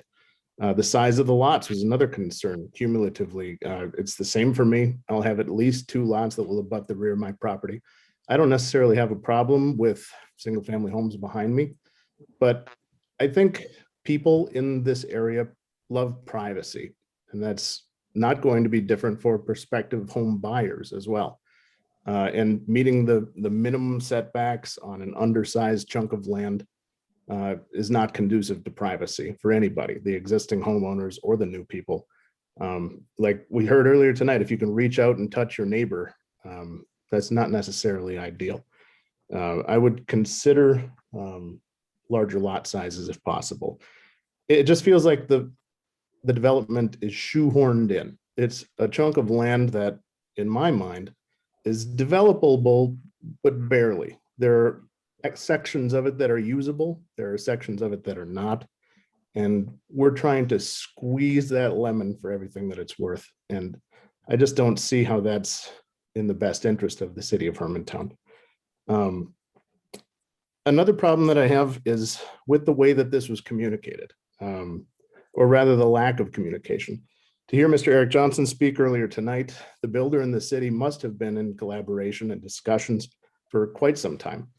But the first time a map of the planned development was made available publicly was just over 24 hours ago. And I think that was only because I was squawking about it. I asked, where can I see this map? The Zoom link wasn't even posted for this meeting until just over 24 hours ago. And I think that shapes the conversation. I think that limits participation from the public. And I think that is intentional. And I have a problem with that as well. So those are all of my concerns. Thanks very much for hearing me. Thank you very much, sir. We appreciate you zooming in this evening. Anybody else want to speak on this? Joe, is there anybody else in the waiting room? No one else has asked of the members in the Zoom room. Thank you, Mr. Chair. Thank you very much. We will close the public hearing at 8:26 in the evening. Commission members, some discussion, some questions, some comments. Anything from you guys? I guess, first of all, I'd just like to respond to that last comment. The city, as part of the process, mails out notices to adjoining property owners 1,000 feet And let me, from this. can I step in? For years, it was only 350 It feet. was a much smaller distance. Correct. And for years, we only sent out a letter letting you know about the meeting. Yep, exactly. Correct. So as part of that letter, it states basically, and in the past, people have traditionally get the letter and they'll call me and I share information. Until we have an application, basically, we have to work under, we have to protect all parties involved. Because if you come to me and say, I want to build this, and I start telling people Joe wants to build that, it jeopardizes Joe's project and land values and different issues. So until a project is actually submitted to the city, we're not at liberty to give details about it. I can say that there's been talk about a potential development. It's going to be potentially a combination of different housing products. I can talk in vague terms. I can't say it's going to be this, it's going to be that, until I see it too at that point. And like I said, we send these letters out. I believe these letters all went out, I think it was June 4th, which meets the state statute that we have to notify everybody. And like I said, in the past, I'll traditionally get some phone calls. It's really just been through the pandemic that the city has actually posted the entire agendas for planning and zoning to our website. In the past, like you said, it was just a letter. Yep. So we've been trying to be, more proactive in getting this information out there to the public. But once again, it's always available. Someone could come into me during that whole time once I get notified. I'd be happy to show them the project that way. So no, we're not in collaboration or collusion or trying to hide things from the public. Right, even in the last year or so. I've been doing this a long time. And even in the last year or so, we've given more information than we have for the previous decade plus that I've been doing this. And I think Mr. Geisler can attest to that as well. John, do you have any guidance on this evening? I guess I would just comment. I believe that the posting was on the website prior to. Mr. Geisler, could you turn your microphone on? Sure. I just commented to say that I believe that the posting was on the website earlier than 24 hours ago.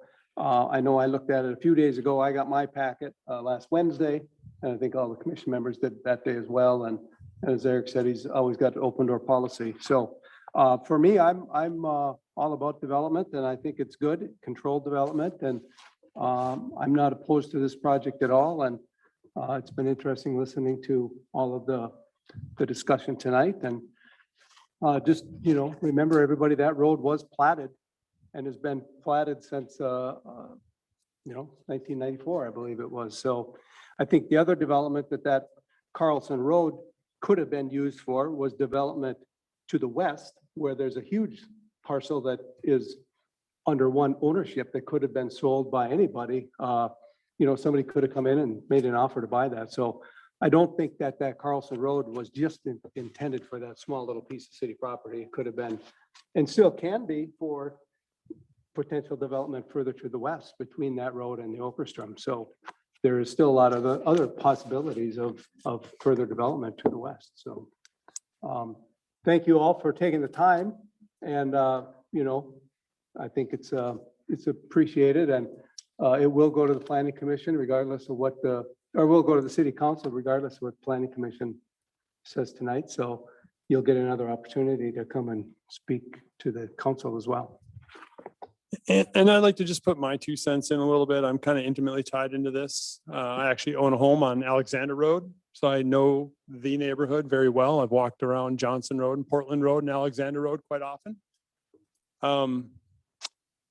The roads are nice and new and beautiful in there, and they're a little skinny. I will not going to tell you they're not, but it wasn't my decision to make them as wide as they are. But I wonder if we would be having the same conversation if we were talking about extending Portland and building Johnson Road. Would all the Alexander Road people be there complaining about it? Because nobody here is from Alexander Road except for one lady, I believe, that spoke. Yep, that was you. I also live in a neighborhood here in Hermantown that doesn't have sidewalks on the side of the street. And I walk out of my neighborhood to walk the city streets that have sidewalks and pass many people. I also walk a lot. I probably walk 25 or 30 miles a week. So I use the city sidewalks often. So I do understand your point there, Mr. Zieren, about being able to use that infrastructure and the people that live in that area, and it would be a little bit of a safer thing. I have no problem with it. I believe when Johnson Road and Alexander Road were platted years ago, somebody knew somebody in the future was going to build something to the west. And that's why they made that Carlson Road pact. And we just happened to be here today. We weren't here 10 years ago. We're not here 10 years from now. We're here today discussing this. I understand everything about traffic. I don't see everybody from this neighborhood driving to Carlson, taking a left onto Johnson Road to take a right onto Portland to try and fight their way out onto Haynes Road, which is a difficult road to get out on sometimes.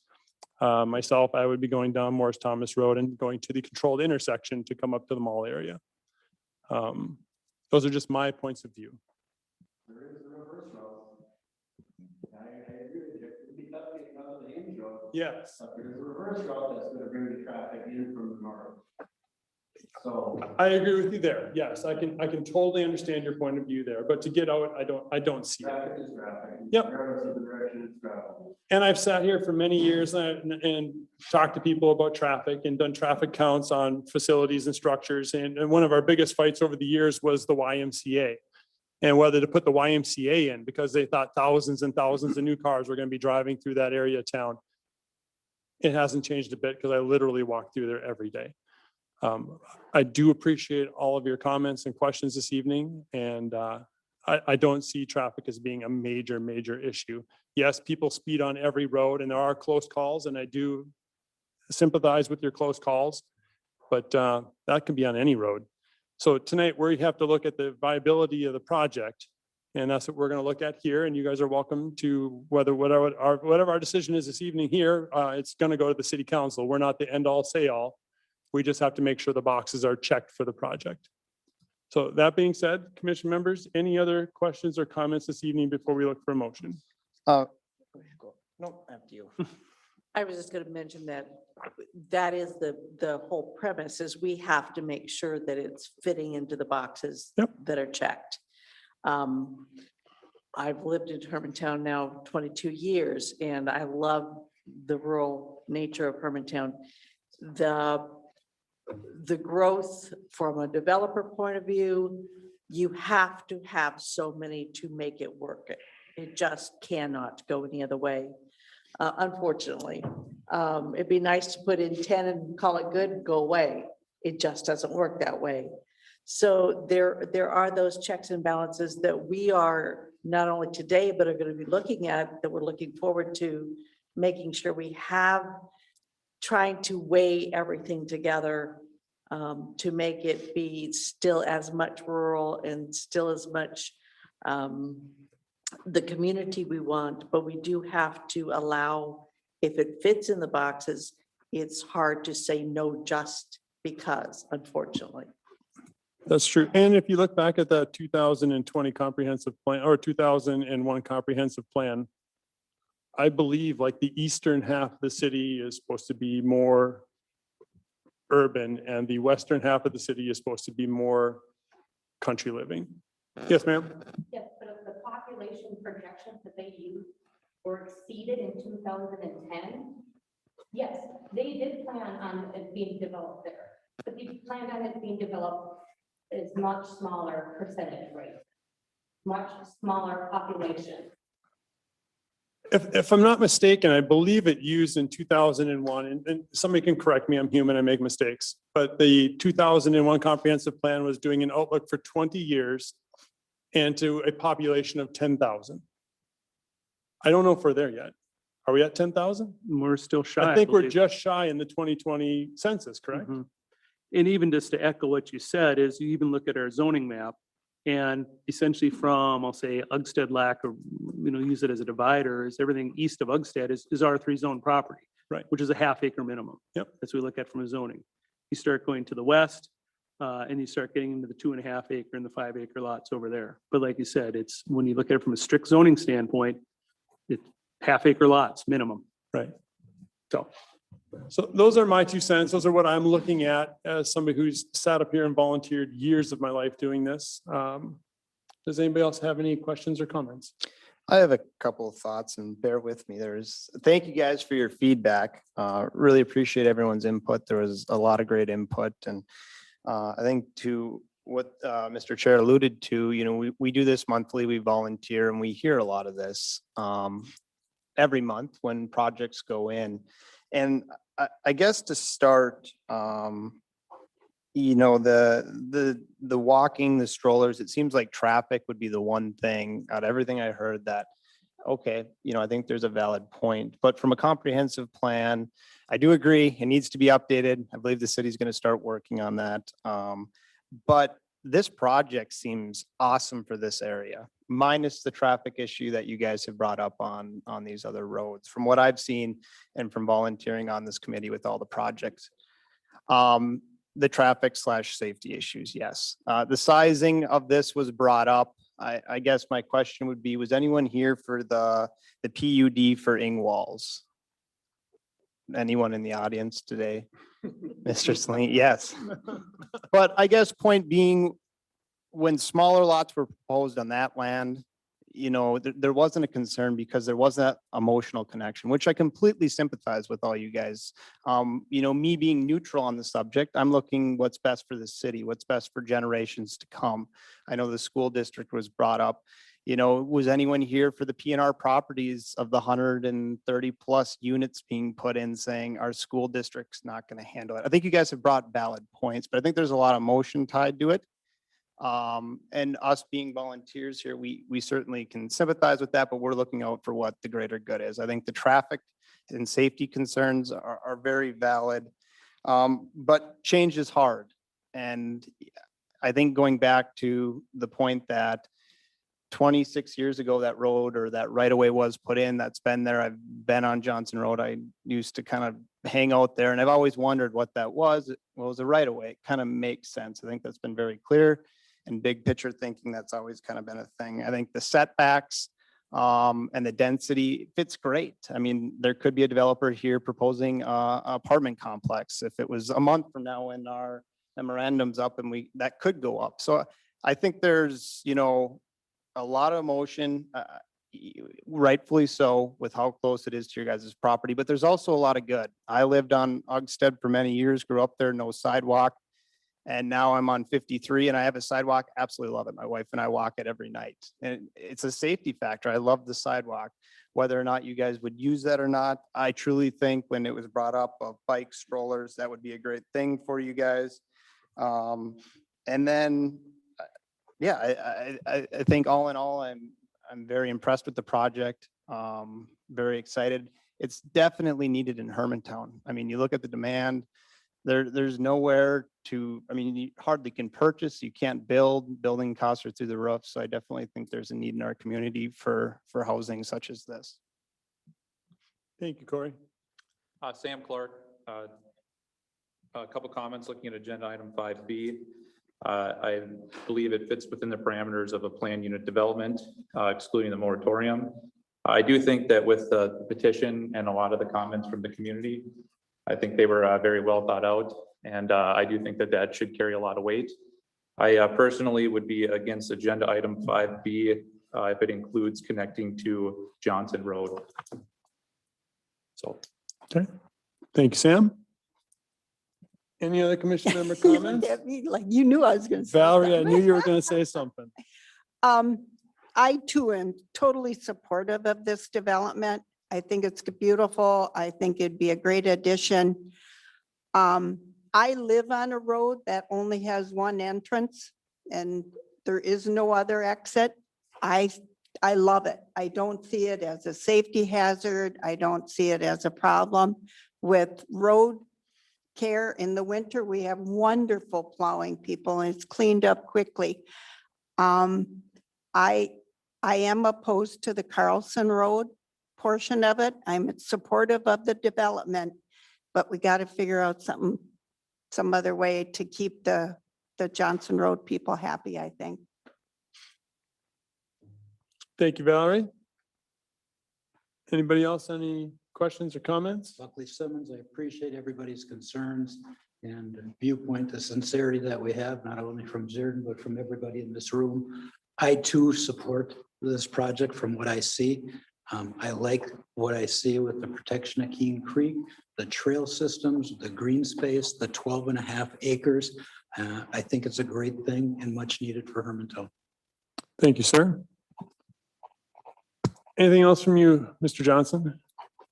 No, I think that pretty well encompasses it. Thank you. Commission members, any other questions or comments before we do a vote?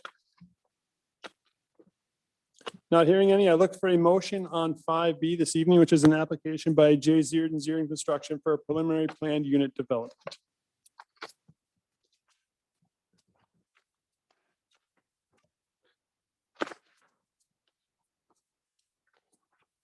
Sam Clark, I would make a motion to approve agenda item 5B as stated, excluding the connection of Carlson Road to Johnson Road.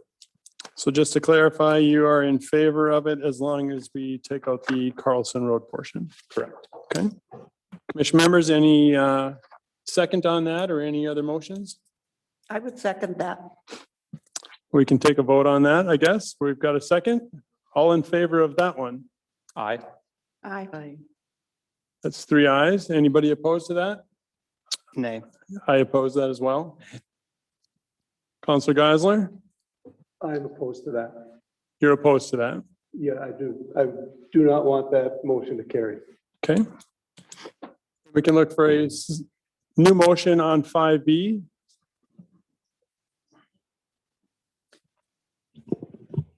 Mr. Chair, I will make a motion to approve agenda 5B as stated. Thank you, Mr. Colquist. Can we get a second? Simmons to second. Mr. Simmons with a second. All in favor of that one? Aye. Aye. All opposed? No. No. Counselor Geisler? Aye. That's 4 yeses, 3 nos. Eric, does that pass, I'm assuming? That passes. That is correct. Thank you Mr. very Geisler much. was the tiebreaker. And once again, to help everyone out, this is what they're recommending is the approval of this to go to city council on the July 6th meeting.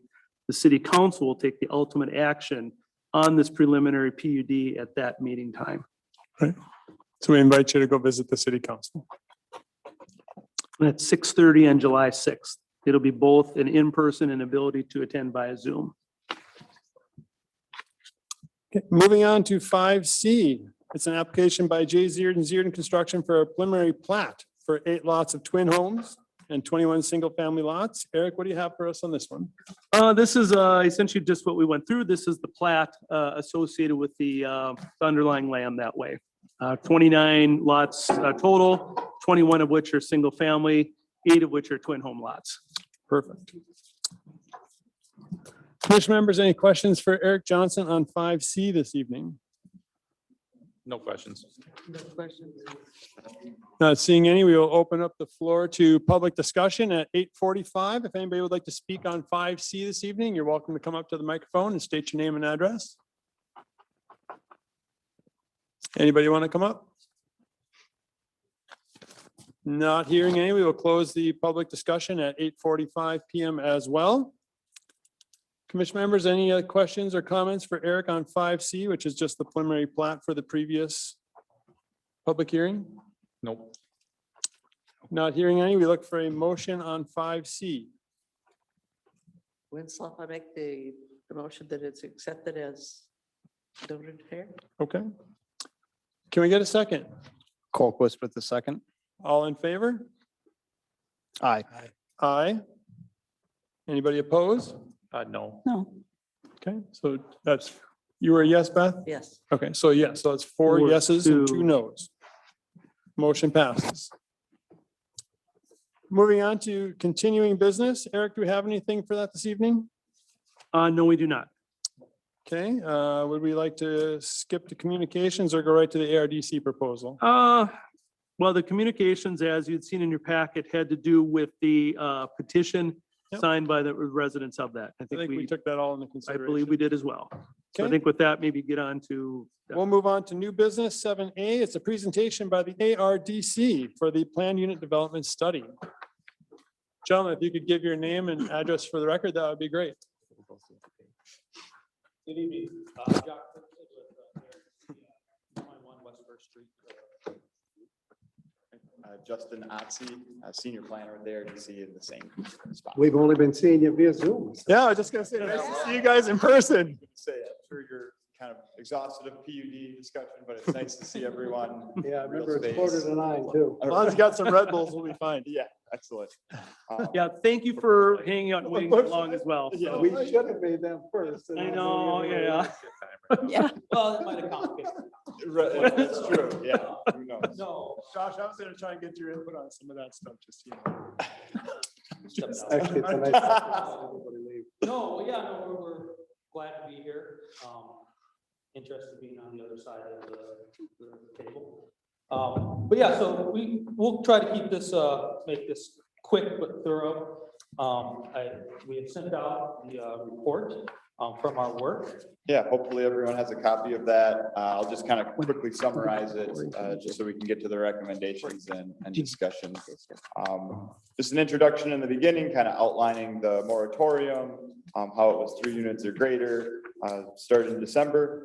The city conducted a survey, ARDC did a best practice review and a literature review, evaluated peer communities, and that kind of compiled that. The following chapter, kind of planning context, goes into each one of those parts of the planning process a little more at depth, outlines the results of the survey, and that whole survey, all the survey results are in the appendix.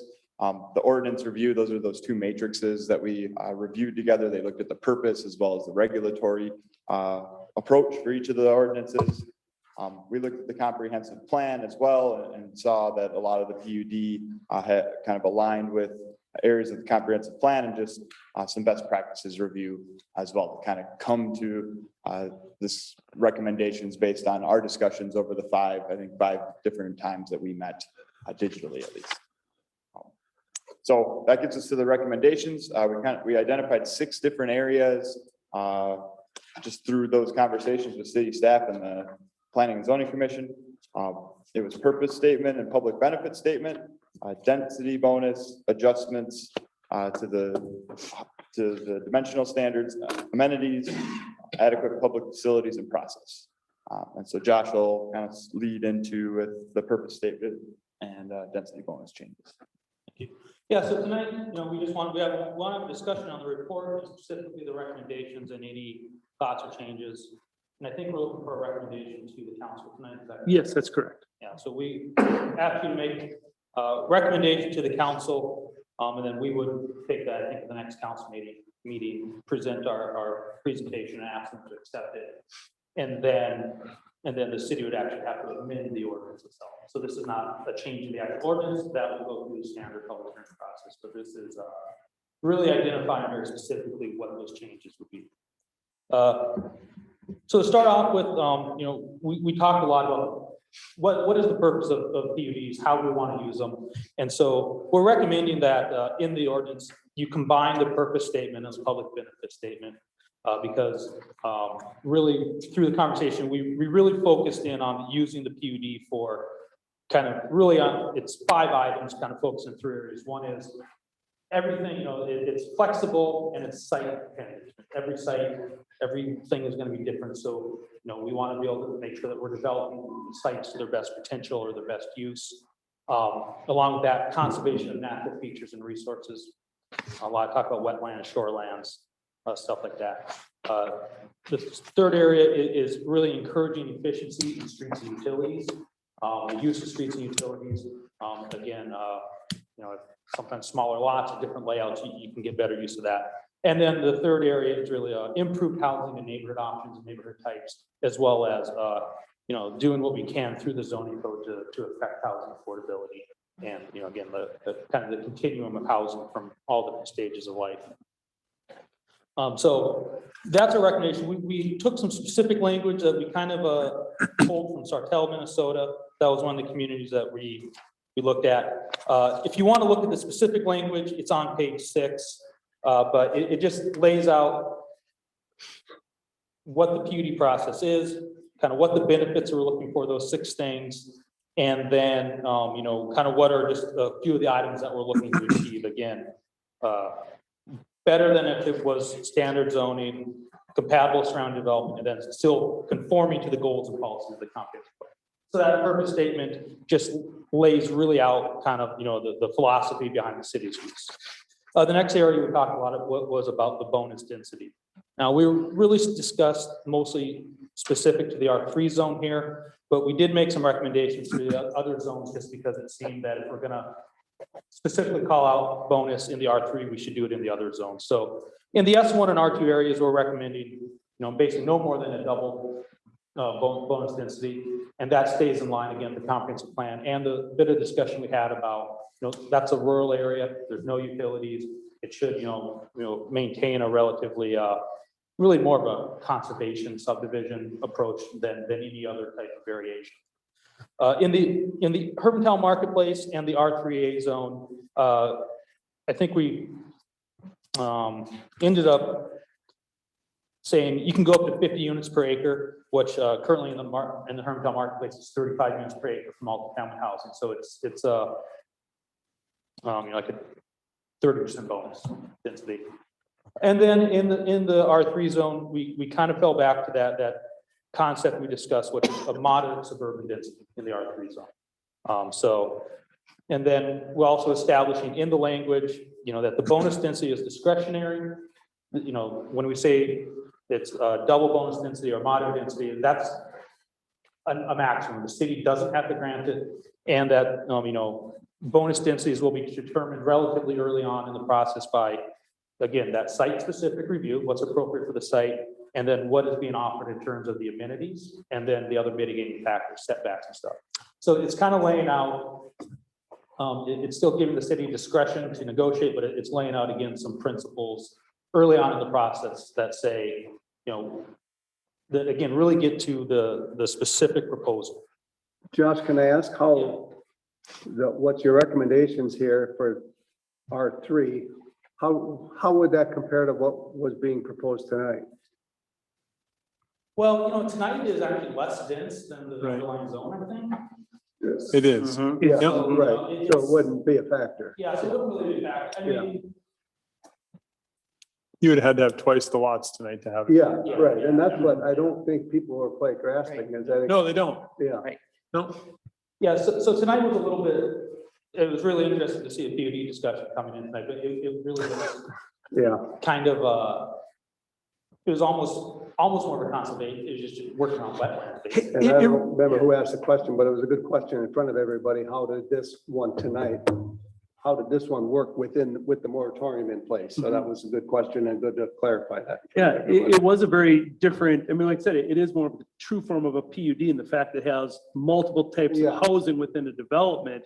which is really what a lot of PUDs are envisioned Right, to be. right. But they said the density was nowhere near what it could Yeah. be, exactly. Right, so. And so in here, what we'll be talking about, some of the thresholds in our recommendations get to where you're either at 4 units per acre, so double density in the R3, or if you're over 5 acre, well, the amenity thresholds and some of the other things really only bring up 4 units per acre. So this, other than just maybe shrinking down, wasn't that different than a standard plat? It's just, It wasn't much different at all. small tweak. So it doesn't really, it's not the best example.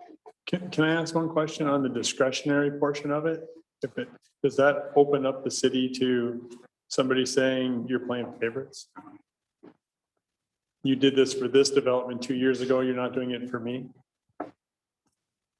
Should there be an actual thing that triggers that? I mean, that's just my thought when I see that word discretionary. Triggers the use of people? No, that triggers what you're getting instead of making it discretionary. Do you know what I'm trying to say? Like you put a park in, you got double density, and I did that too, but I'm not getting it. I'm just curious on that. Yeah, we as a staff, we're going back and forth with identifying a number, to tell you the truth, when we talked about moderate density. Yeah. But we really didn't want to handcuff ourselves to potential development. That if you say hard and fast, it's 8 units per acre, it's 10 units per acre, whatever it is, sure, it opens up the doors for a lot of things, but it still closes the doors on others. And given the fact how much R3 land we have within the city, that it's just, we weren't, at least from a staff standpoint, comfortable getting that hard and fast number. I understand what you're saying about the word discretionary, that, is there a better word? I don't know. That's the only thing that stuck out in my mind in your whole report was that word discretionary. I just And didn't want to think see somebody there are get, better words. I just didn't want to see somebody get caught up on it. Yeah, this was, correct me if you guys took a different feeling from our conversations, was, this came down to still allowing the city more, I'll think of a different word besides discretion, but it's still allowing. Flexibility, is It it? is flexibility. Yeah. Because there flexibility, because there are, again, PUD ordinances are all over the place, but there are things that say you get 12.5% if you do this, this, and this. Right. There are places that lay out a menu, pick from these 3. And there was just kind of a feeling that a lot of this was so dependent on site and location. Okay. You want to be, I'm sure Eric will say you want to be consistent in certain uses, if you allow someone to have 10 units per acre and all they have to do is put in Swing set. a dog run, and then the next person you say that, I just know the first few are probably going to dictate what happens. It's going to be, you've done this in the past, this is what you're going to fall back on. Yeah.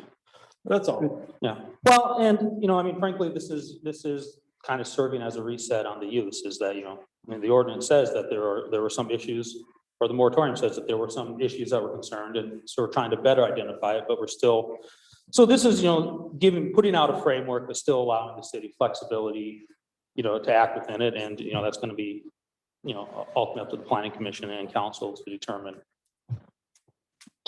what is appropriate. And I think, I'm sorry. Isn't that the case though with any of the stipulations on any of the zones? I mean, like tonight we voted to go 20 feet rather than 25. So I mean, we are kind of massaging some of these. And, the next guy could come in and say, well, they only needed 20 feet between buildings, how can we be 25, right? It's, a lot of it will depend on, like, for instance, Mr. Zierden is more of a traditional builder. And that's the product that he is the most comfortable with is your traditional single family homes. At the end of the day, I mean, those are 1/3 of an acre lots. That's a big lot. That's a big lot. In most cities, that's a big lot. Yep, exactly. Whereas, and I'll just use Mr. Saline's with the Ingwell's redevelopment, those are 5,000 square foot lots. And the beauty of our PUD is we can give people choices. Because right now, we don't really have that choice. And at least even through this whole process, we've kind of just started to, I think, more define things to help out this group more than more necessarily with the developer. That we start hitting numbers that if it's more than 4 units per acre, if the site is larger than 5 acres, you have to do X, Y, and Z. But right now, it doesn't say those things in our ordinance. It's discretionary.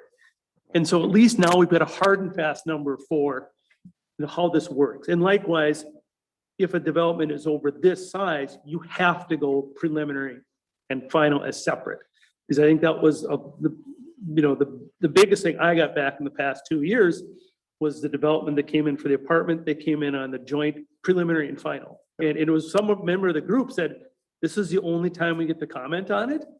And the way it was set up was yes. But now something of that size, no, this has to come back for a final. There will be another opportunity to see this. And once again, that helps define this document that is, I think we said a long time ago, and I think I stole it from one of you guys, is we're defining the edges of the box. We're not going as far as putting a lid on it, saying thou shalt have 8 units per acre, period. We've kept that lid open, but at least some of these other parameters, I think we've tried to tie down. That's a good way of describing it. So. I think to your question, we could have put a lid on the box. We could have everything kind of laid out and not provide the city with that flexibility, but just through our conversation, it sounded like that's kind of what the community wanted. We cannot do that. No, I'm agreeing with you though.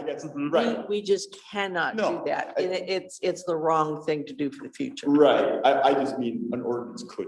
Yes, do that. yeah, I agree. I'm just saying, I'm thrilled you did not. And that's, honestly, I'll say in this one, when I started thinking about this process 6 months ago, I thought there was a lid. And through this whole process, and especially listening to this group in the last couple of meetings, I've become convinced that no, lid is a bad thing. It is. And it was very refreshing for me, hearing you, in your comments that way and be able to move forward with this. That we says, no, we still like the ability to look at this and have that flexibility and not tie everybody's hands to such an extreme that. Yeah, I think you're. Excellent. So adjustments, we established a maximum building height, provide additional height opportunity with further setbacks. In the model language that we produced, it was just the underlying maximum height of the R3 already, with the opportunity to go 25% above that with some additional setbacks. Again, we could have said it would have been for 25%, it has to be 5 feet, but just we left that open to have, what is the relation to other buildings within that planned unit development? And still, yes, there is a need for further setbacks, but not defining exactly what that was. We did, however, say that any land, or at least in the model, the recommended model ordinance, and that's still something that language that can change, was that height of, let's say, I think it's 35 feet. 35. We'll say it's the max height there, can't be, or the setback to the rear and side lot, if it's another residential property, has to be at least that. So that's kind of another regulatory adjustment. We mentioned the require of a concept or landscape screening plan for units over 4 units per acre. That's kind of a number that triggers a lot of things that we've heard about. We did kind of make a note that there currently isn't a specific landscape guidance with the city of Hermantown. Integrating this into the code maybe would be a reason to explore that. So then you kind of have an idea of what those guidelines look like for developers. And then similarly, just kind of that flexibility of setbacks and lot sizes. We didn't get into defining that, but we brought in some model language that allows that flexibility and evaluation on a site-by-site basis. And then and that's all in page 10. Similarly, amenities on page 10 is on page 10 as well. Again, that 4 units per acre, you see it a lot, kind of triggers a lot of different things once you get to that threshold. It also includes the need for amenities. We established a list and kind of outlined that on page 10 as well. It has open space, recreation areas, stormwater, conservation of natural resources and landscaping, as well as some others. And so that becomes a requirement once you get to that threshold. I think the community garden is great. I like that idea. Yeah, I would agree. Food is a really huge deal. And so it would be, and it's another community thing, right? Yeah, It brings yeah. people together. Yeah, it seems like that, and sorry to interrupt, almost like that in dog parks as well. It's the Yeah, same thing. It's, yeah. you're interacting with your neighbors, you're right. you're establishing relationships that way, and, you know, two great, Yeah. opportunities that way. don't know. I just think it's great to think about a community garden. Does the city end up owning that? Yeah, and that gets in the whole, Bazinga. yeah, the HOAs and different things like that, Yeah, so that'll be part of the PUD, I guess. Who owns it, who maintains it? Make sure it doesn't turn into Mhm. An eyesore. an eyesore or go back tax forfeit like some of these other, Exactly. right? Mhm. The one on Park Point is huge. Is that? Yeah, they Okay. at the community center, they have huge community garden. In Nothing the but Arrowhead, sand, nothing but sand there. has Yeah. that. What do you grow? Yeah, you're. The one on Arrowhead, that Minnesota is, Power. yes, and Oh, yeah. I across the talked to street some people who are doing that. They come all the way over from Superior, live in Superior, have that because there aren't those around. Yeah. And it is a big thing, and I think it's gonna be bigger Oh, yeah. because, There's, I work with some Yeah. young people that live in apartments and there, I didn't know that downtown Duluth, there's rooftop community Yes. gardens. Pretty Yeah. cool. Huh. Yeah. Yeah, no, I like that idea. That's great. So just kind of a list of requiring, you know, it's one of those, or those are the acceptable amenities to integrate into a development. Josh, on your public facilities. Yeah, the next big item was this idea of, the impact or potential impact on things like roads, water, sewer, public safety, schools. And so we did include this adequate public facility statement. That again kicks in at that 4 units per acre or 5 acres inside threshold. For like the traffic signal study. We do give the engineer and the community development director some flexibility in determining the scope of specific studies. So if it's a small 5-acre development with, that's similar in scope to other developments, it may be a lesser study. If it would be a very large thing, generating a lot of traffic, or with a mixed use or something, somewhere else in it might be, a greater thing. And then of course, it's also up to the discretion of if it's on a county or district road or highway. But the adequate public facility statement, it's probably the most detailed or in-depth here, but it's just saying, the city engineer and the community development, so things like on water, sewer, stormwater, we can easily know the capacity, and their engineers can easily estimate the use and capacity or the use for generation that their facility is going to take. And then it's just a matter of matching that up. What that public facility statement says is that, if it's determined that there's an adverse impact, it can be denied on that, or the city can make recommendations or requirements to either alter the plan or make improvements within what are allowed by state law in order to allow that to go ahead. And then it does say that, these things are information on the size, type, location, expected population will be provided to the police, fire, public safety, as well as the public school district. We already provide, I think the city already provides plaques to public school district anyway. But Yep, this is just even tonight in general, I mean, letters went out to all those different groups. And I heard back from the DNR, that's the only group I've heard back from. So I think in all my time here, I've never heard back from the school district. I think we do, in the last year, we do a much better job of informing the people around the proposed development.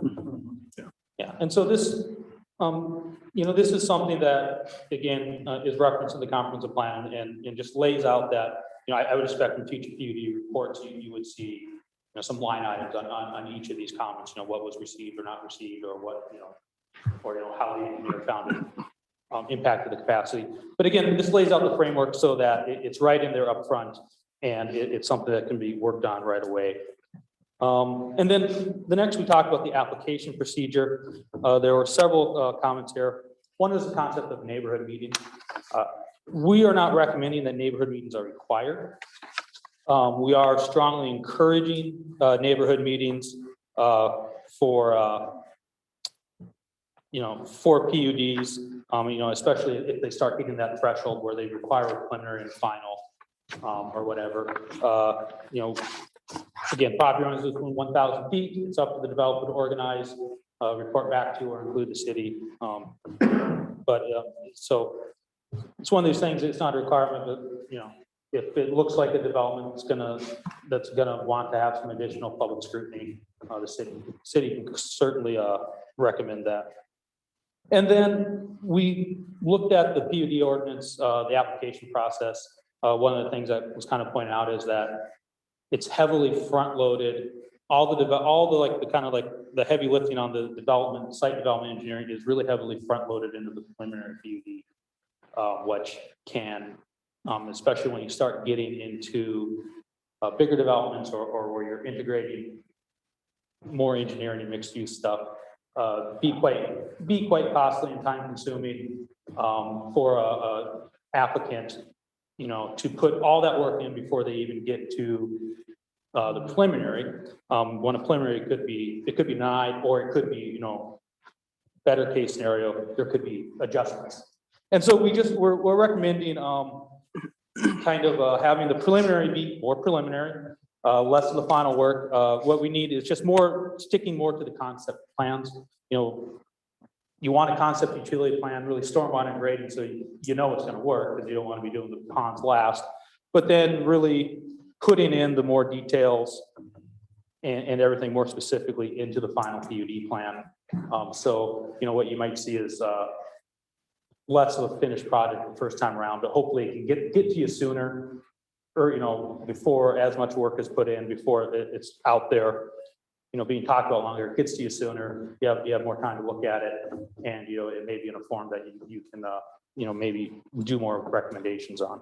Yeah, they had you would say like they had pretty detailed engineered drawings tonight for a preliminary plat, right? I mean, you wouldn't need that specific of a detail. Probably not. I didn't look at it that close. Okay. Yeah, they give some good information. For instance, in a couple other developments, and I won't name names, but their engineering, I mean, they went as far as having cut sheets and details of castings and everything. And for preliminary. Right. Oh. And to say, I mean, that's thousands and thousands of dollars. And like I said, at the group tonight, they did a really good job of getting us enough information from the engineering standpoint. We understood how it was going to work. We were able to make some recommendations. For instance, they had sanitary going one direction. Dave Bowles looks at it and says, no, if you actually move this over here, you could hit this manhole. This works, so they work. Hey, great. And all it is like, okay, this is the line. It's going to be 8 inches in size. It's generally 2%. So it's enough that we know that it can work that way. We've not sized every drop or things like that other groups have done. And like saying that developers swallowing a very large bill. That's something that's, might or might not get approved. And that is one thing that the developers that we talk to all the time, that's the hardest thing, is for them to have so much when there is a unknown of if it's going to pass, especially in the old ordinance, because it was still pretty tight. So. Quick question. I appreciate they're trying to say with the words discretionary flexibility. And then I think now we're using the words strongly encouraged. Yeah. Is there a reason we don't why is it not a requirement to have a neighborhood meeting? And what is the downside of just removing that and saying the neighborhood meeting is required?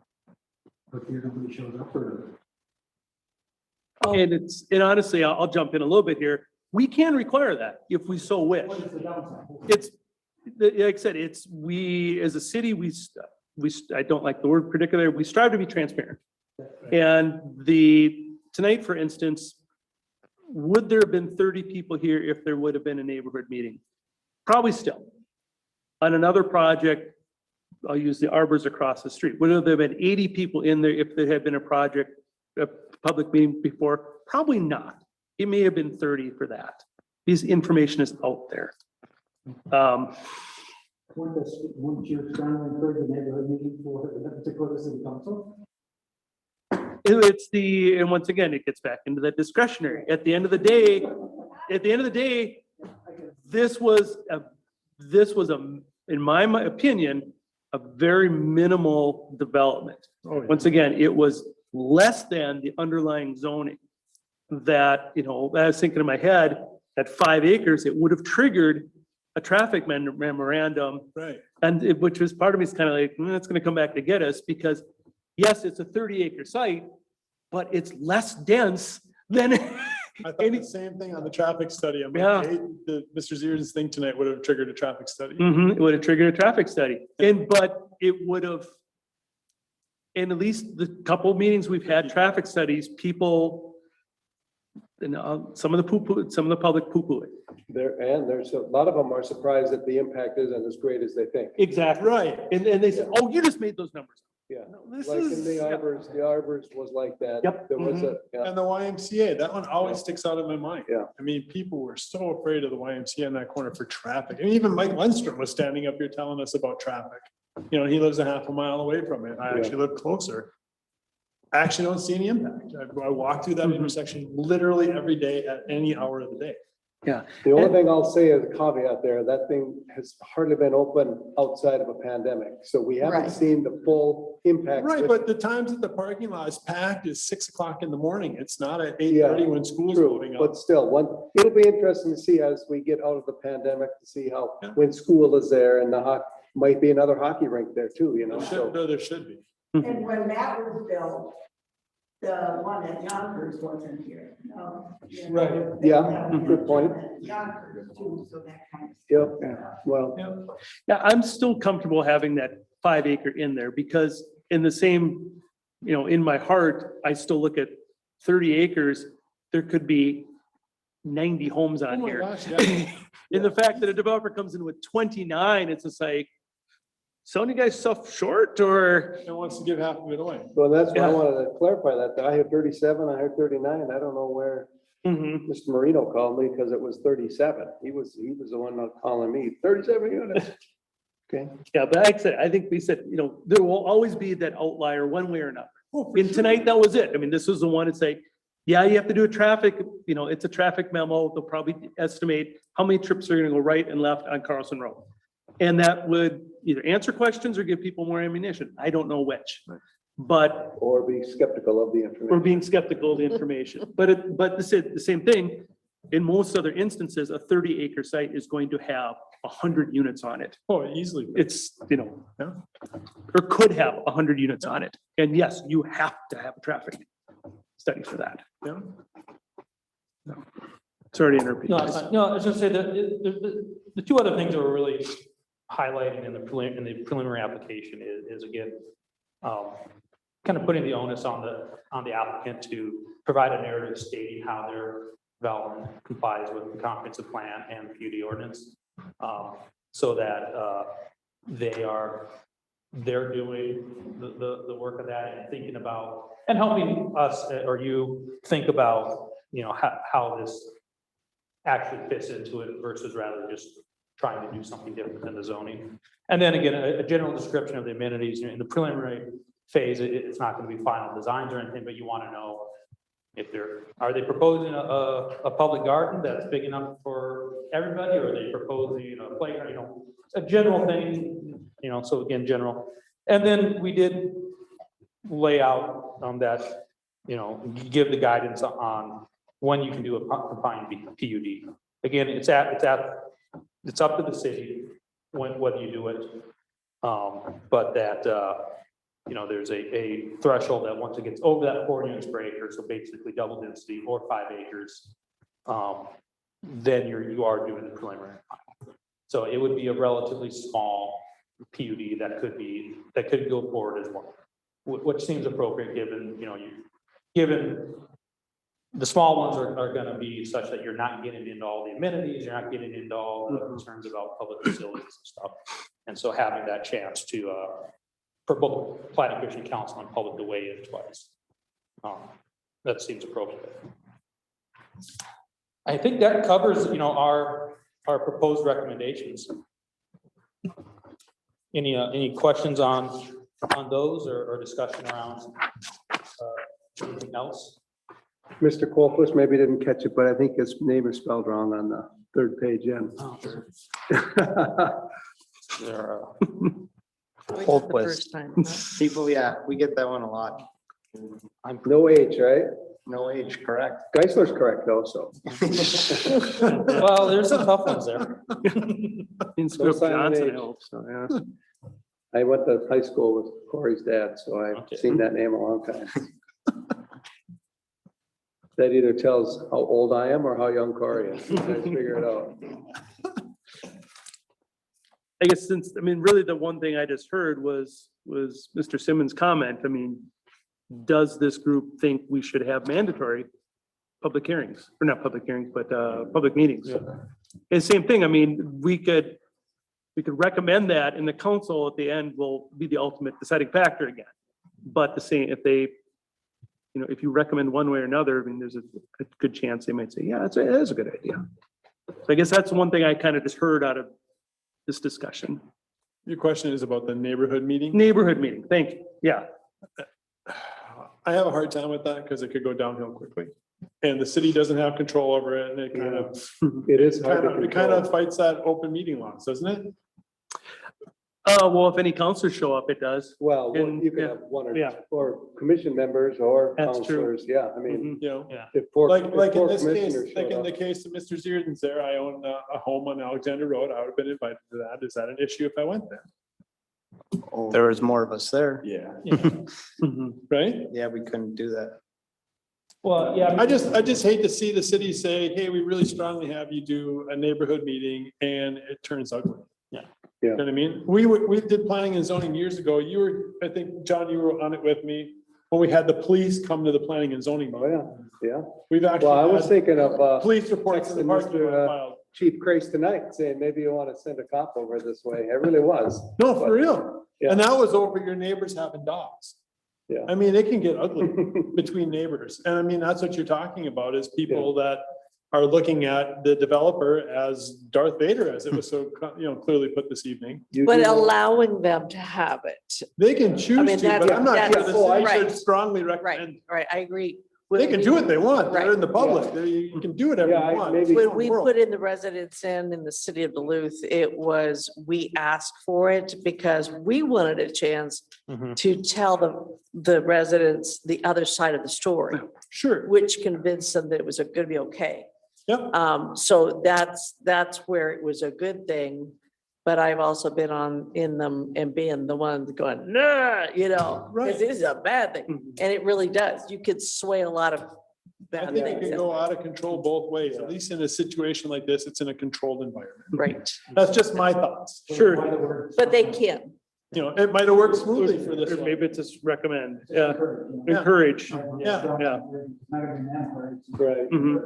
And like I said, on all these projects, I talk to these people for months before time. Oh, right. And I can say to them, says, hey, this one's gonna be, this one might be a little tough. You might want to talk to the neighborhood, because that way you can control the dialogue, or at least the message is getting out there. Right. And rather than, but same thing, you leave it in their camp.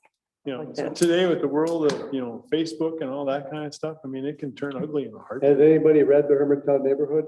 No, Facebook page? I just heard about it today. I just found out about it today. I didn't know it Take a existed. read at that tonight when you get home if they're interested in. I'm sure it's interesting. I can find it. Oh, wait, yeah, it'll be tonight now after this meeting. I'm sure Right. it'll be all lit up.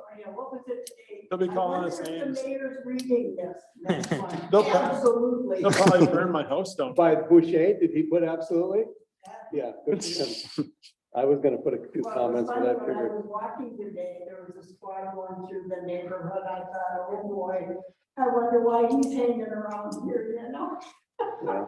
No. But also like when we did the Walmart expansion, it was the same thing. It was a hot button issue. I mean, we got interviewed by the news and that kind of stuff after the fact. It was crazy. So I just be careful about that kind of stuff. That's all. Yeah, so then I'm gonna take so let's eliminate any language that's, like I said, some of those, I think back to contract law that I had to sit through, that, same thing, strongly encourage, or some of those things, maybe let's not have those in the report and just. I'd say soften the language a little. Yeah, maybe soften the language, some of that's those it. things. And it's really only a handful of instances, it sounds like. It's a great report though. It is. I read it word for word. It was awesome. Yeah. Yeah. Not in vain. That's always the important thing. Yeah. Yeah, like I said, I hope that this gives the document, it helps out the developers, but it truly helps yourselves as planning commission members. Yes. At least have more of a comfort level as plans come in. Because I've been asked by a couple of you before to say, what in our ordinance gives us something to stand on? I'm trying to give you something to stand on. Give me a And reason to hopefully say this yes or no. document, at least as it's outlining, will help you do that. Right. All right, any more questions for us?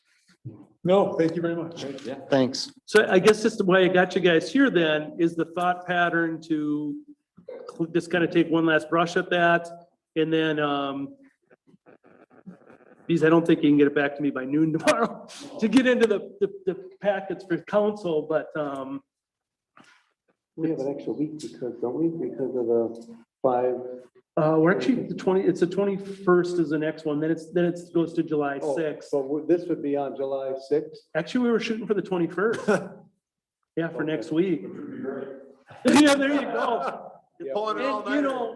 I guess as you as a city councilor, do you have an issue if this goes July 6th versus the 21st? I can share with the group. I mean, I've talked to James Talago. I thought he was going to be online today, but he was not. He's the only person that expressed any really interest in this process. And right now he's living in San Diego. I'd rather get it out and have some time to react rather than just say, here it is in the normal packet. And maybe Mr. Shalene's got something cooking, but. He's the gentleman that triggered this. Yeah, because like I said, I mean, we can, Is the moratorium within that time frame? no, the moratorium, and that's why we pinned on the 21st, because the moratorium will expire. But Okay. regardless, we don't have a new ordinance in place.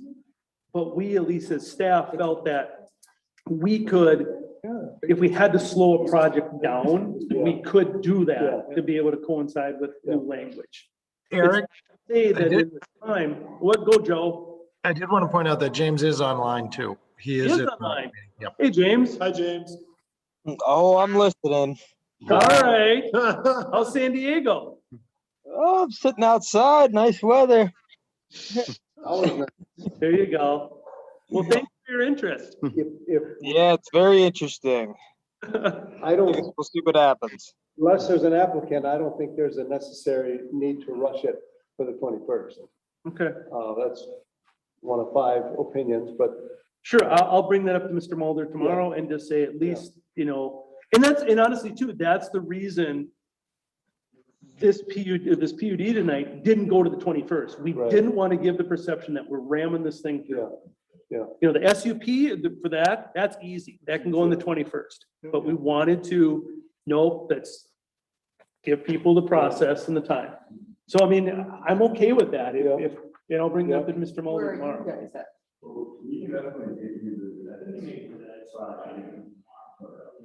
yeah, I'm just thinking of, we get the packet then next week, or no, this week. Yeah, you'd get it tomorrow and Yeah. you'd have like a couple days to Yeah, react to right. it. And honestly, I mean, you're up to speed on it, but the other members Right. may not be, So so. I'd rather still get the packet, but Mhm. have discussion about it at the pre-agenda meeting and kind of actually go through it. And Sure. then get another 2 weeks to absorb it until Maybe to the acceptance that way. Yeah. Maybe that's what we do then is you still do a presentation on the 21st and then take Yeah. any further comments I like that. and then it'll go to the 6th for final acceptance. Yeah, I like that. I like Okay. that. Again, it gives time to read it, react it, think about it. Yep, Sure. yep, I like that. As long as there's not an urgent applicant, I'd say let's do it that way. Okay. Sure, we can ask. Never hurts to take a little more time. Okay. All right.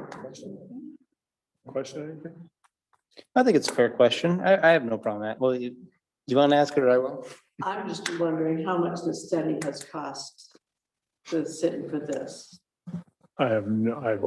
We had, I know. we had 2 proposals. We had 2 on it. proposals. Okay, so it was before my time. Yep.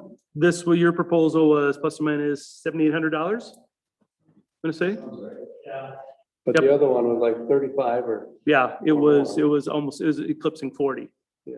for that. Guys, you blew it. Hey, public record. Yep, there you go.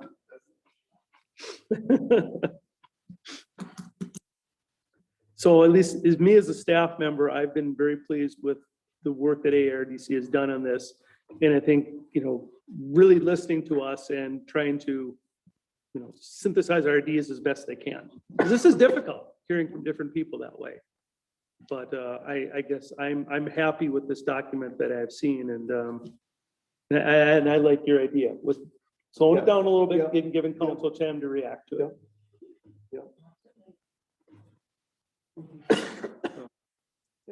Okay. Okay, moving on, 8 communications. I believe we kind of touched on this earlier. If you just want to give us a snapshot of what that was. Sorry, you guys make one more recommendation or are we? I guess maybe we just say, obviously one of you have to say it, is recommend to accept the PUD with, to reflect the comments of the evening. Okay. Because right now I didn't hear anything wholesale. It was this word here, that word there. Yeah, it's not massive changes. Yeah. Yeah. Okay, we will look for a motion to recommend to the city council. Looking for a motion. I'll make the motion if I don't have to repeat what he just said. What's along what Eric just said. I get paid by the word here. I've been accused of that a long time ago. Perfect. Can we get a second? Second. Perfect. All in favor? Aye. Aye. Motion passes with a couple minor changes. Okay. 8 communications. We touched base on this earlier. Is there anything else you want to highlight on this, Eric? No, thank you.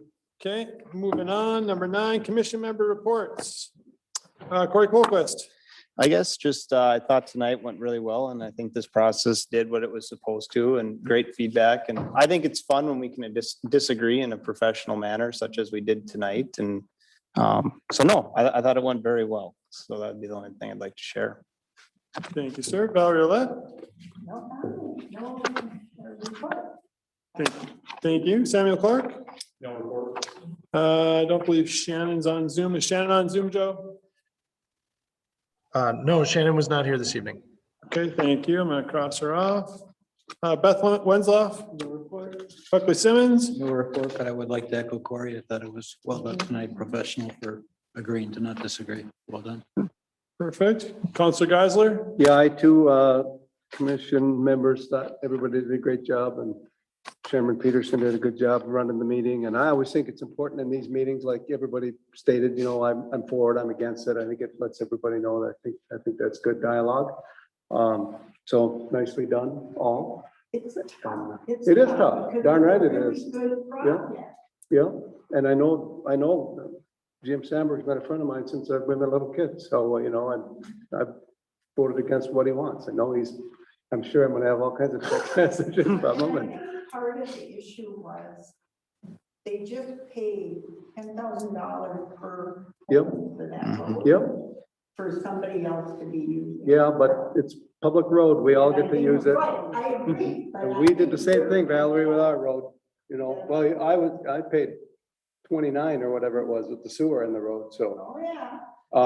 The other thing was that I want to comment on is the trail sections that were talked about, the one that you can see from Morris Thomas into Kings Creek is going to be paved and done and open by right around the first of the month. We're correct? shooting for the June 30th. We have requested an extension to the state of Minnesota to extend it for a year. But because of the unknowns at the state level, we're continuing to push for June 30 finish date.